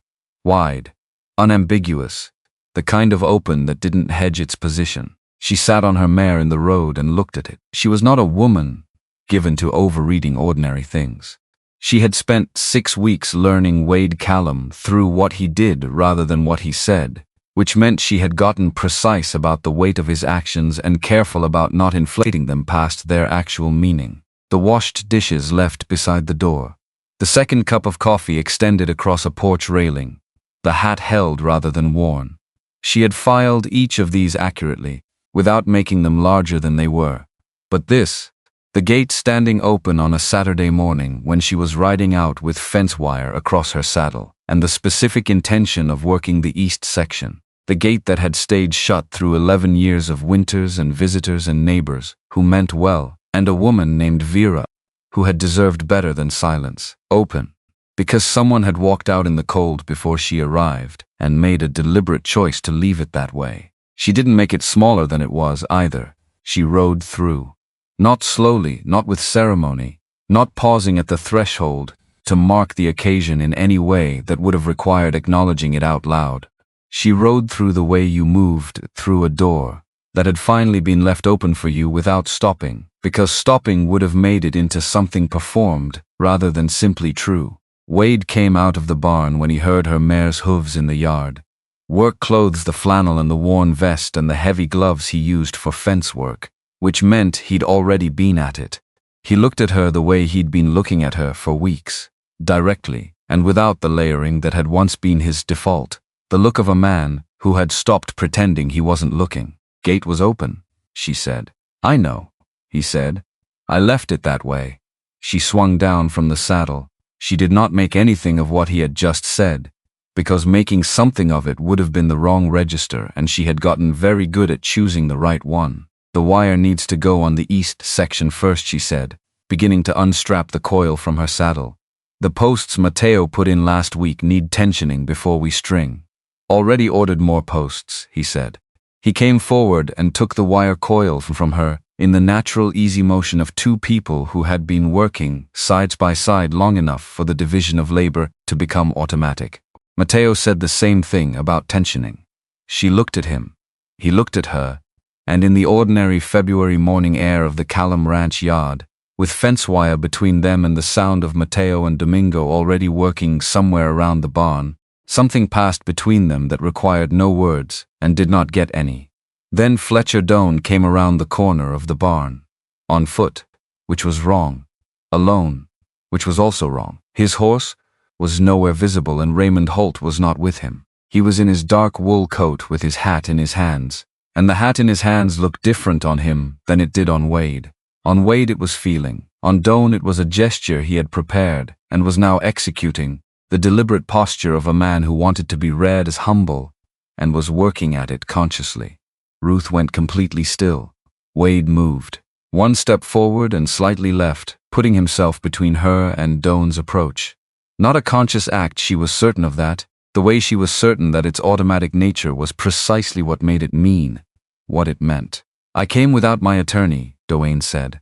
He addressed Wade, but with a quality of awareness toward Ruth that told her the next thing he said was aimed at both of them. I wanted you to know the fence. The night your cattle got out. He stopped. His eyes went to the ground briefly, then back up. The most unguarded thing she had seen from him in 6 weeks. I didn't order that. The silence that followed was its own kind of weather, cold and specific. I ordered the legal notice, Dwayne said. I bought the note. All of that's business, and I stand behind it as business. He looked at Wade directly. Not at Ruth, not at the barn, not at the fence line behind them. At Wade. But the fence. I didn't order it. One of my men acted on what he thought were my interests. A pause.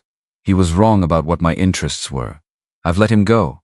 Wade looked at him with the flat, careful assessment of a man deciding what he believed. Why are you telling me this? Wade said. Because I've been operating in this valley for 4 years, Dwayne said. And I intend to keep operating in it. And I've done enough of this kind of work to know the line between hard business and something else. He met Wade's eyes steadily. The fence was on the wrong side of that line. Not in law. In what a man can do and still look at himself. He settled his hat back onto his head. I wanted to say it out loud. To you. Not through a lawyer. He turned and walked back around the barn. A minute later, Ruth heard a horse moving, not the urgent pace of someone escaping. Not the slow pace of someone making a point. Just ordinary movement. Heading back toward the road at the pace of a man who had said what he came to say and was done. Wade watched the space where Dwayne had been. His hands at his sides.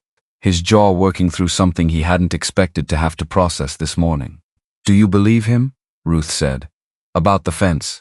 He thought about it, the way he thought about everything that mattered honestly, without rushing to a conclusion that felt better than the truth. I don't know, he said. A man like Dwayne is strategic enough to know when a gesture costs him less than leaving the wound open. He turned to face her. But about the line. About wrong not in law but in what a man can live with. A pause. Yeah, I believe that part. She nodded slowly. Strange morning, she said. Strange winter, he said. And from around the corner of the barn, Mateo Reyes's unhurried voice carried through the cold. Mr. Callum. Miss Haven. Are we fixing this fence or not? Not really a question. The voice of a man who knew the answer and was simply providing the occasion to say it. They looked at each other. We're fixing it, Wade called back. He handed her the reins of her mare, and they walked together toward the barn and the waiting fence and the cold, bright morning. The east fence took all of Saturday and half of Sunday. Mateo and Domingo worked with the steady, unhurried competence of men who understood that fence work done in haste became fence work done twice, and Wade worked alongside them with the same philosophy, and Ruth worked alongside Wade. They didn't talk much during the work itself.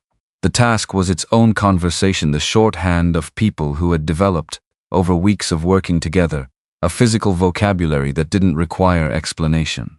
She knew when to hand him something before he asked. He knew when she was checking tension and needed him to hold steady on the post. Neither of them commented on this knowledge. It was simply there, the way habits formed without being decided. By Sunday afternoon, the north and east lines of the Callum ranch were stronger than they had been in years.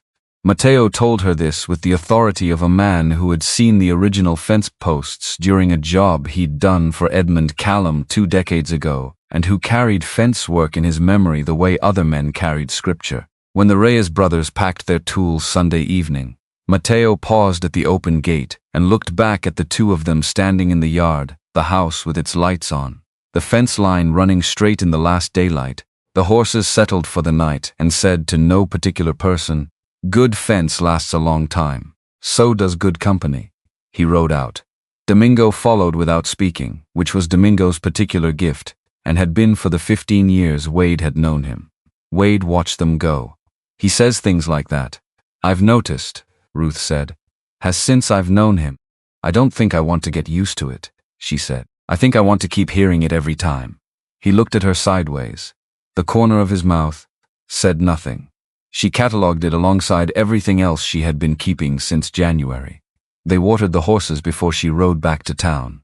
The easy parallel work of two people who had found their rhythm, filling the trough, checking the feed, moving through the familiar space of the barn, without needing to discuss who did which part. The paint mare stood quietly, while Wade checked her left foreleg, running his hand from the knee down in the way Ruth had shown him in the early days, checking for heat, for anything that suggested the inflammation was thinking about returning. "She's good," he said. "She's been good for 2 weeks," Ruth said. "You check because you need to be certain."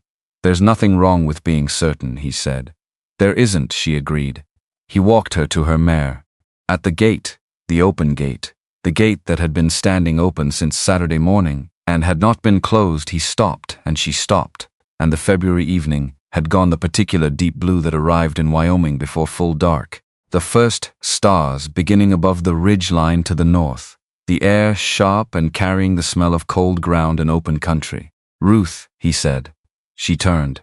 He was looking at the gate post, the one where their hands had rested close together on Thursday night in the lamplight, not touching but near enough that the nearness itself had been a form of contact. He was looking at it the way a man looked, at a place where something had been decided, even if the deciding had happened without words. "I've been thinking," he said, with the deliberate care of someone choosing words for their accuracy rather than their ease, "about what you said, about not having to do it alone." He paused, and about what Mateo said, about things that last. She waited. She had gotten very good at this particular kind of waiting. "Spring's coming," he said. 6 weeks, maybe 7. The ground would thaw. The creek would run up to full. He talked about the ranch the way he always talked about it, with the focused, practical attention of a man for whom the land was not metaphor or backdrop, but the actual ground he stood on each morning, the actual problem that had to be solved before nightfall, the east fence line that would need checking after the first thaw, the paint mare's schedule for the coming months, the water table in the north pasture and how it had run low 2 summers ago and might again. And then he stopped talking about the ranch. "I'm going to need someone," he said. "Who knows the property? Who knows the water table and the east fence line and the way the paint mare needs her left leg watched?" He paused. Longer. The pause of a man who had arrived at the thing he had been building toward and was now committed to saying it all the way through. Who knows how to talk to land attorneys and county clerks and men like Doan without losing ground? Another pause. The longest. Who knows how to sit in a cold barn in January and make the silence feel like something worth being in? She looked at him. At this man who had spent 11 years deciding he was not worth staying for, now offering everything he had left with both hands, not because the words came easily, not because he had found some perfect eloquent version of the thing, but because he had decided, in the flat final way he decided everything that mattered, that she was worth the difficulty of being open. "Are you offering me a job?" she said carefully. "No," he said. Flat final. The register he used for the things he meant most completely. "I'm not offering you a job." The quiet between them had weight and warmth, and the specific density of something that had been accumulating for 6 weeks, through soup and biscuits and fence posts, and a stage ride to Casper and certified documents, and a compass given and kept and a gate left open on a Saturday morning, because someone had decided there was no good reason for it to be closed. "Then what are you offering?" she said. He looked at her for a long time. The last of the daylight on the line of his jaw, the steadiness of his eyes, the slight loosening in his face of something that had been braced so long it had forgotten what unbraced felt like. "Everything I've got left," he said. "Which isn't, I know it isn't what most women would." He stopped, tried again, because the first attempt had not carried the full weight, and he knew it, and he was not going to settle for it. "It's 500 acres and a house that needs work and cattle, and a history that isn't simple, and a man who doesn't say things easily and won't always get it right." He held her gaze. "But it's real, and it's yours if you want it." Ruth Haven had been patient for a long time. Patient through January and February and 17 days of legal pressure and a 2-day stage ride and a cold records room and fence work at dawn and supper on Thursday evenings and a compass in her coat pocket. She had been patient because the thing she was being patient for had been worth it. She had known this from the morning she found the washed dishes and had simply not been certain when she would be able to say it. She was certain now. "Yes," she said. Simply. The way he said things he meant. Something happened to his face. Not the small corner of mouth movement she had catalogued from the biscuit morning. Not the careful wondering she'd watched develop. Not the open brightness from the Stage Depot platform. Something larger than all of those, and less controlled than any of them, the expression of a man arriving somewhere after a very long walk and finding, with the kind of surprise that came only when you had genuinely stopped expecting, that he had actually made it. He reached out and took her hand, carefully, deliberately, with the contained intentionality of every important thing he had ever done. She let him because letting him was its own form of choice, the choice to receive something offered honestly, which was the choice she had been working toward since she had sat across from him on a cold floor in January and watched him eat soup and decided she was not going to leave. They stood at the open gate of the Callum Ranch in the blue February evening, with their hands together and the stars coming up above the ridge and the cattle quiet in the north pasture, and neither of them said anything, because everything that needed to be said had already been said across 6 weeks of doing the fee in the fence, a haffa, and the choosing to come back, and the choosing to leave the gate open. And the silence between them now was not the silence of unsaid things, but the silence of things so thoroughly said they had passed into the body and become permanent. After a while he said, "Your aunt, she'll be fine," Ruth said. "She'll want to have opinions about this. She already has opinions about this. She's had them since January. She's been waiting for you to catch up." He made a sound short and quiet and fully, unambiguously real. A laugh, the kind that came out of a person who had been surprised into it, that required no setup and no performance. Just a man laughing because something struck him as genuinely funny, and he was not, at this particular moment, holding himself away from that fact. Ruth stored it immediately alongside everything else she had been keeping. "I should talk to her," she said. "You should," she agreed. "Tomorrow morning," he said. "She's always at home in the morning," Ruth said. He nodded once. He was still holding her hand, and she had noticed, and was not going to be the one to remark on it. He looked at their joined hands for a moment, then at her, and the February dark settled all the way in around them. "Ruth," he said. "Yes, I'm glad you didn't keep riding." He said it quietly. "That first morning, when you saw the horses and the cold chimney and you had preserves to deliver, and it was 6 degrees.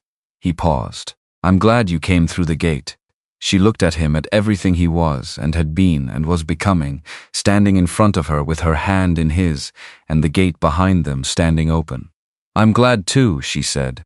She rode back to town in the full dark with Edmund Callum's compass in her pocket, and her hand still carrying the shape of his, and she thought about Daniel, and 11 years, and Vera Langston, and a gate that had finally been left open by the person who had been holding it shut from the inside. She thought about her father, who had taught her that the best thing you could do for a person was help them and then get out of the way. And she thought that he had been right about most things, but perhaps not entirely about that one. Because sometimes what a person needed was not just the help and not just the stepping back. Sometimes what they needed was someone who would stay through the silence and the closed gates, its cold weeks, and the cold mornings and the stubborn careful distance until the person on the other side finally opened the door themselves. She had not come to save him. She had come because 3 horses were pressed against a fence and a chimney had gone cold, and it was the right thing to do, and the right thing done honestly, without expectation of return, had become the truest thing either of them had ever had. Agnes opened the front door before Ruth had finished tying her mare, which meant she had been watching the road, which was Agnes who would never admit to watching and whom Ruth would never embarrass by saying so. "Well," Agnes said. "Well," Ruth said. Agnes studied her in the lamplight with 65 years of patience and precision, say comprehensive assessment of a woman who could read a full answer in the quality of a person's stillness. Ruth stood on the porch step and let herself be read, because she was 32 years old and she was done hiding things from people who loved her and had earned the truth. Agnes nodded once, stepped back from the door. "Come in. I'll put the kettle on." They sat at the kitchen table and drank tea, and Agnes asked 3 precise questions and Ruth answered all 3 honestly, and Agnes said nothing editorial, which was the loudest form of approval available from a woman who always had something to say. When Ruth went to bed an hour later, Agnes was already at her sewing, the needle moving in its familiar rhythm, the small domestic sound of a woman who was satisfied with how things had turned out. Wade arrived at Agnes's house the following Monday morning at 8 o'clock. Ruth heard the knock from upstairs, heard Agnes answer it, heard the brief silence that followed the silence of two people looking at each other for the first time, without Ruth as intermediary, taking each other's measure directly and without help. She came downstairs. He was sitting at Agnes's kitchen table in his coat, and his Stetson, he had kept the Stetson on, which told her he was nervous, which told her something true about him that she was glad to know, with his hands wrapped around the cup Agnes had set in front of him. Agnes sat across from him with her own cup, and the expression of a woman who had been preparing for this assessment for some time and intended to conduct it properly. "You're here about Ruth," Agnes said. "Yes, ma'am," he said. "And you've already spoken to her?" "Yes, ma'am." And she said yes. He met her eyes. "Yes, ma'am." Agnes wrapped both hands around her cup. She looked at him with the full weight of everything she had observed from a careful distance, the 11 years of gates closed against good neighbors and decent people, the woman named Vera who had deserved a different answer, and the 6 weeks since January that had produced something Agnes had not expected to see in her lifetime from this particular man. "I've watched you drive people away from that property for 11 years, she said. "Good people. People who meant well, I know," he said. "Do you know why I didn't warn Ruth off?" Agnes said when she started riding out there every morning. He looked at her steadily. "No, ma'am. Because she was the first person in 11 years who went out there without wanting anything from you." Agnes set her cup down. "She went because there were horses that hadn't been fed, and a man who needed help. She did what needed doing, and she kept doing it, and she never once made you carry the weight of her helping." She paused. "People who operate that way are very rare, and a man who lets one go when she's standing right in front of him is a fool." "I know," he said. Again, without elaboration, because he understood that this particular conversation did not require him to argue or explain, only to hear. "Are you going to be good to her?" Agnes said. "Not are you going to try? Are you going to be?" He held her gaze the way he held everything important, without flinching, without performing confidence he didn't have. "I'm going to try every day," he said. "I can't promise I'll always get it right, but I can promise that." Agnes studied him for another long moment. The needle-sharp assessment of a woman who had learned, through one long ego experience she did not discuss, to tell the difference between the confidence of a man who meant it and the confidence of a man who only thought he did. What she saw in Wade Callum's face was not confidence. It was something less polished and considerably more durable, the careful, honest reckoning of a person who knew exactly how hard the thing they were promising was going to be, and was promising it anyway, with full knowledge of the cost. She picked up her cup. "Edmund Callum was a good man," she said. "He would have liked this." She sipped her coffee. "Don't you dare make me regret saying that." "No, ma'am," he said. "Good. Now drink your coffee. Ruth will be down shortly, and she doesn't know you're here, and I want to see her face when she walks through that door." He drank his coffee. He heard footsteps on the stairs at 17 minutes. He knew the precise moment Ruth appeared in the kitchen doorway, because Agnes's expression shifted, changed in a way that was small and private, and not for him, and he looked away from it out of respect, and then he turned. Ruth stood in the doorway in the early morning light, in her dark wool dress with her hair not yet fully pinned, the unorganized version of herself that existed before she had prepared herself for the day.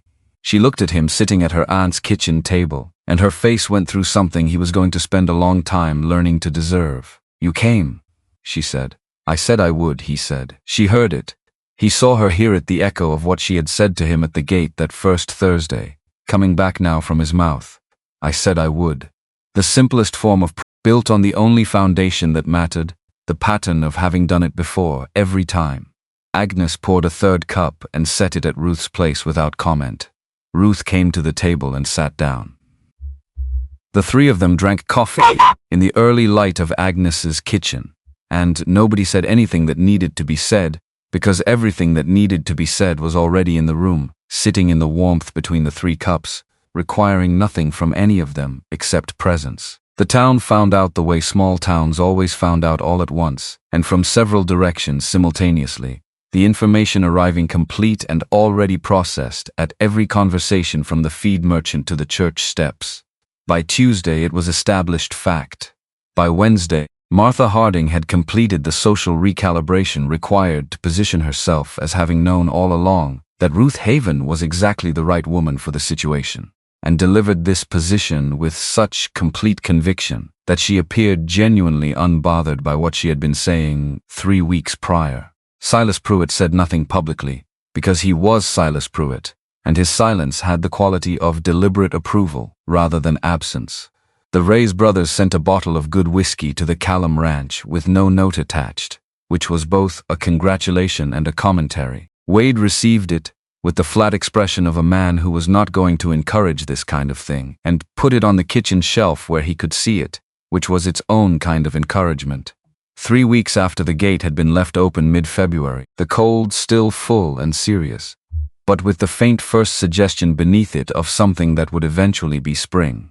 Ruth was working through the storage shed at the Callum Ranch when she heard a horse coming fast down the road, not the ordinary pace of an errand, the urgent approach of someone carrying news that couldn't wait for a more measured arrival. She came out of the shed.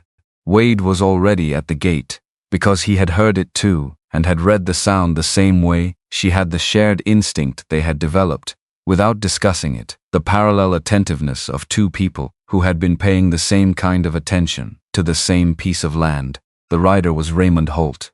He pulled up at the gate and looked at both of them with the expression of a man who had come to say something he had not been sent to say, had decided on his own.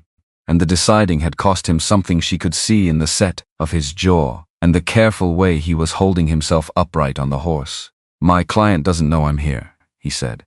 He reached into his coat and withdrew a folded document. Wade took it, opened it. Read it the way he read everything that mattered from the beginning, every word, not accepting impression as substitute for the actual text. His face went very still while he read. Ruth moved beside him and read over his arm. A letter in Doane's handwriting. She recognized the controlled script from the legal correspondence she had reviewed in Silas's back room. Dated 3 months ago, before the lien notice, before the lawyer, before any of it.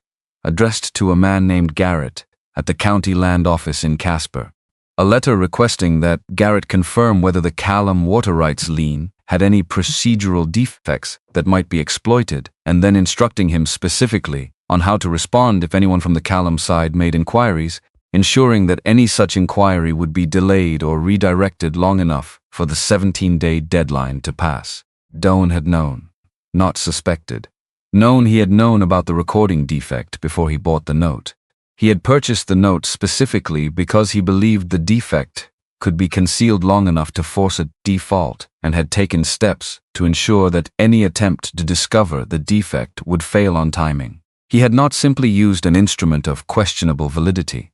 He had knowingly used an invalid instrument and had worked to bury the evidence of its invalidity while deploying it to coerce a transaction. Ruth looked up from the letter.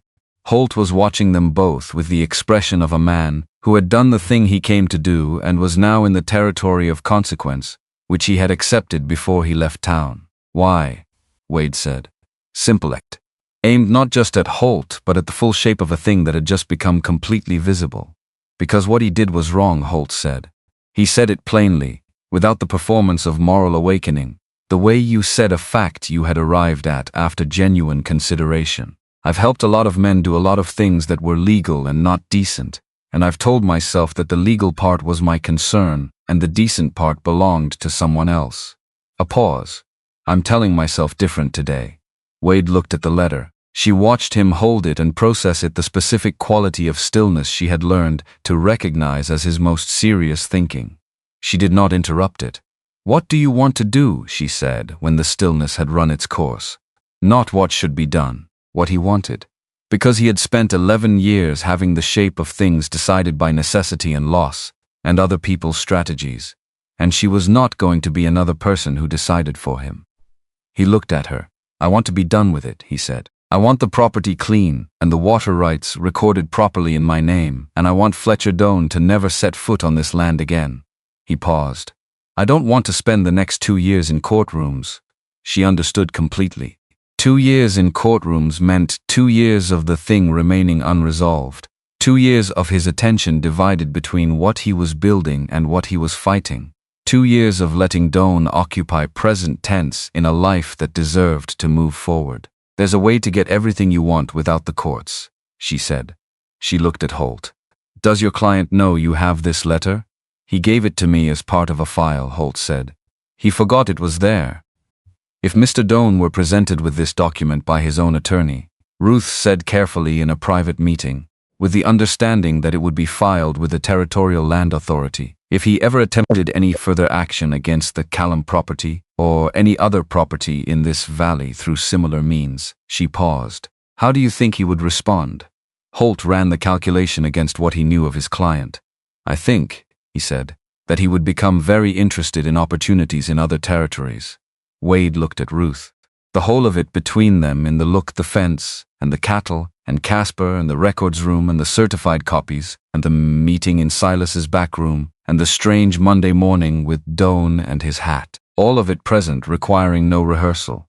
That works for me, he said. Holt refolded the letter and put it back in his coat. I'll arrange a meeting this week. You won't need to be present. It's better if you aren't. He looked between them. This stays among the three of us until it's resolved. Agreed, Ruth said. Mr. Holt, Wade said. Holt looked back. Thank you, Wade said. Flat and simple and completely sincere, stripped of everything decorative, because the decoration was not what he had to offer and had never been what mattered. Holt nodded once. He turned his horse and rode back toward town at the same urgent pace he'd arrived with, and they watched him go, and the sound of his horse faded down the road until there was only the wind and the cattle in the north pasture and the slight movement of the open gate in the cold air. Wade looked at the gate, looked at her. It's over, he said. Not a declaration, a fact delivered with the quiet relief of a man setting down something he had been holding for longer than he remembered. It's over, she said. He exhaled. Long and deep, the exhale of a man whose body had just been given permission to stop bracing. Not dramatic, not a collapse. Just a man breathing out. But she had learned to hear what his breath carried, and this one carried 11 years of held posture finally releasing, and it was one of the most significant sounds she had heard in her life. Come inside, he said. Coffee's on. She laughed, a real one, unplanned, the body's honest response to the man in front of her. He looked surprised, then not so surprised. Then the corner of his mouth moved, and moved more sustained than any version of that expression she had seen yet. The full extension of something that had been practicing itself since the biscuit morning, and had finally learned how far it could go. She followed him inside. The formal withdrawal of the lien arrived by courier the following Friday morning. Franklin Sears filed the clean water rights documentation with the county the same afternoon. By Friday evening, the Callum Ranch water rights were recorded properly in Wade Callum's name, without encumbrance, for the first time in 11 years. Silas Pruitt put the paperwork in his files and said nothing publicly, because he was Silas Pruitt. But when Ruth came into his store for supplies on Friday morning, before the news had officially traveled, he looked at her over the counter with an expression she was going to carry for a long time. Your father, he said, would have been proud of you. She paid for her supplies and thanked him, and did not trust herself to say anything more than that. And Silas, being Silas, understood this too.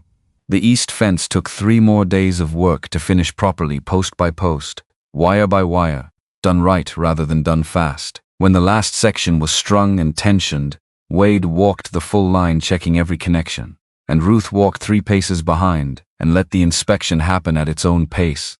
And when he reached the end and turned around, she was there.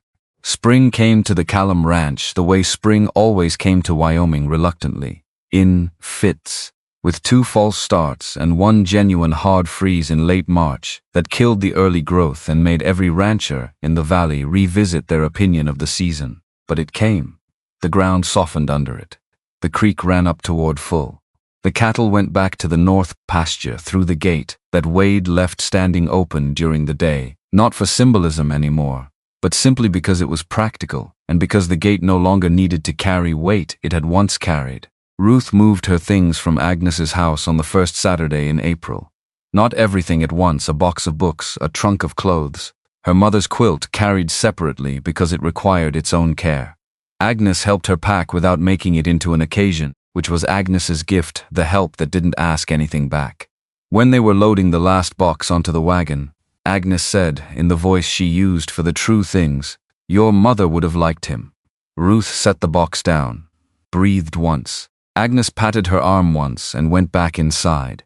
The quilt was already spread on the bed when Ruth brought the trunk in smooth flat, positioned straight, placed there by someone who had done it carefully and in advance and was not in the room when she arrived. She stood in the doorway and looked at it.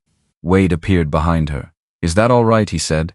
"I thought you'd mentioned your mother made it. I thought it ought to be somewhere visible." "It's more than all right," she said. He nodded. Looked at the quilt for a moment. "Hungry," he said. "If you say biscuits," she said. "Cornbread," he said. "That's fine then," she said. He almost smiled. She finished the smile for him and went to set the table. The first evening she spent at the Callum Ranch as the person who lived there was entirely ordinary. They ate cornbread and beans. She unpacked 2 boxes and he watched her decide where to put things while transparently pretending not to watch, which she found endearing in a way she intended to keep to herself for a while yet. The paint mare wanted attention after supper. There was a section of porch railing that had been loose since before Christmas, and Wade fixed it at 7 in the evening, while Ruth held the lamp and handed him nails and told him he'd been meaning to do that since before the freeze. "I've been busy," he said. 2 winters worth of busy, she said. "The second one was more eventful than usual," he said. She handed him the last nail. "Wade," she said. He stopped, looked at her. "I know you've been alone a long time," she said, "and there are going to be days when you forget. I'm here not because you don't want me here, but because you spent 11 years learning to move through this place as though you were the only one in it. On those days, I'm not going to take it personally. I'm going to remind you." She held his gaze steadily. "And on the days when you remember, and it's good, I want you to know that I see what it costs you.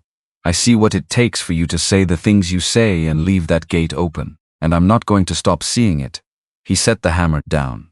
He looked at her for a long moment with everything he was showing on his face not his usual operating mode, and she understood that it was a form of extraordinary trust, the deliberate choice to be fully seen by someone who had earned it. He reached out and tucked a strand of her hair back from her face, careful and deliberate, with the same focused attention he brought to everything that mattered, those hands that had worked cattle and mended fences, and held this property together through a decade of winters, now doing something as small and specific as this. His hand rested against her face for a moment, and she leaned into it just slightly, and they stayed like that, in the lamplight on the repaired porch, while the Wyoming dark came down fully over the valley. "I'm glad you stayed," he said quietly. "I know I didn't ask right. I know what I was. But I'm glad you stayed." "I'm glad I stayed too," she said. He picked up the hammer. "Rail's done," he said. "I see that," she said. "There's a section on the barn," he said. "Tomorrow," she said. "Tomorrow," he agreed. They went inside. In June, Silas told Ruth that Raymond Holt had left Doa Firm in late March and opened a small solo practice in Harlan's Crossing. He handled land disputes and estate documents, and had, Silas reported with careful neutrality, turned out to be a good addition to the community. Fletcher Doan's company had filed no new acquisition papers in the valley since February. His name appeared with decreasing frequency in conversations at the dry goods store. Ruth heard this and felt nothing specific, not triumph, not satisfaction. Just the clean absence of a thing that was no longer pressing on her. She told Wade at supper, and he listened and passed the bread, and said Mateo thought the south pasture grass was coming in stronger than last year. "Good," she said. "Better than last year," he said. "Better than last year," she agreed. And that was the end of Fletcher Doan. On the last Sunday in June, the Reyes brothers came for supper. Mateo had ridden out to talk about summer pasture rotation, and Domingo had come along because Domingo went everywhere. Mateo went. Ruth had made enough stew for twice the number of people present, and there was cornbread and cherry pie, because she had found that she liked making pie and Wade liked eating it, and these 2 facts had proved highly compatible across the months since a certain lunch counter in Casper. They sat on the porch, after supper, all 4 of them in the long summer evening, the kind that came to Wyoming in June when dark didn't fall until nearly 9, and the air held warmth for the first time in months, and everything that had been frozen and hard had become, finally, possible again. Mateo looked at the property, the fence lines, the cattle, the house with its lights on, the porch with 4 people on it, and said in his quiet, deliberate way, "Your father would be glad." Both of them. He meant Edmund. He might have meant Daniel. He might have meant Ruth's father too. who had taught her about water rights and fence posts, and the stubbornness of good land, and the value of doing the right thing, even when no one was watching. Wade was quiet for a moment. "Yeah," he said, "I think so too." After the Reyes brothers rode home, and the supper things were cleared, and the horses settled, Wade and Ruth sat on the porch steps, in the last of the summer dark, the way they sometimes sat, not talking, not needing to, the comfortable inhabited silence of two people who had stopped performing ease and simply had it. His hand was over hers on the step between them. Easy, the way you rested a hand on something you were responsible for caring for. Not possession, stewardship, and he had learned the difference, and she felt it in the way he held her hand. "I've been thinking," he said, "about Daniel." She waited. This happened sometimes, not often, but sometimes, and she had learned to receive it without rushing, without filling the space before he was ready to fill it himself. "I used to think keeping this ranch was about him," Wade said. "That if I held on to it, it meant his death meant something. That I was honoring it by staying." He paused, looking out at the dark pasture, the fence line just visible against the last faint light. "I think I had it backward." "How so?" she said. "He didn't die for this land," Wade said. "He lived on it. There's a difference." He turned this over for a moment, the way he turned everything that mattered carefully, checking it from more than one angle. What honors him isn't holding on alone. It's making it into the kind of place he would have wanted it to be. With people on it. With life on it. A pause. With noise on it. "He sounds like he was someone who would have wanted that," Ruth said. "He was always after me to open the gate," Wade said. Something in his voice was grief and warmth, and 11 years and 6 months of January mornings, all sitting together without fighting each other, the way things sat, when they had finally been given their proper weight and no more, literally and otherwise. Said I kept everything too tight, too closed. A pause. "He was right, he was," she said gently. He turned and looked at her. "You would have liked him," he said. "I think I would have too," she said. He looked at their hands on the step, at the ring on her finger in the starlight. "Ruth," he said. "Yes. I want to ask you something," he said. "And I'm going to ask it right this time. Not the way I did at the gate. That was—" He shook his head at himself, the gesture of a man who held himself to a standard and had not met it. "I had the right idea and the wrong execution." She turned to face him. He turned to face her. He was doing the thing with his jaw, the visible effort of a man, finding his way towards something important, and she understood that for him the working was not the obstacle. It was the destination itself. Wade Callum opening completely. She was patient. She had always been patient with him, and she always would be, and she was glad of it. "I want you here," he said. "Not because you're useful, though you are."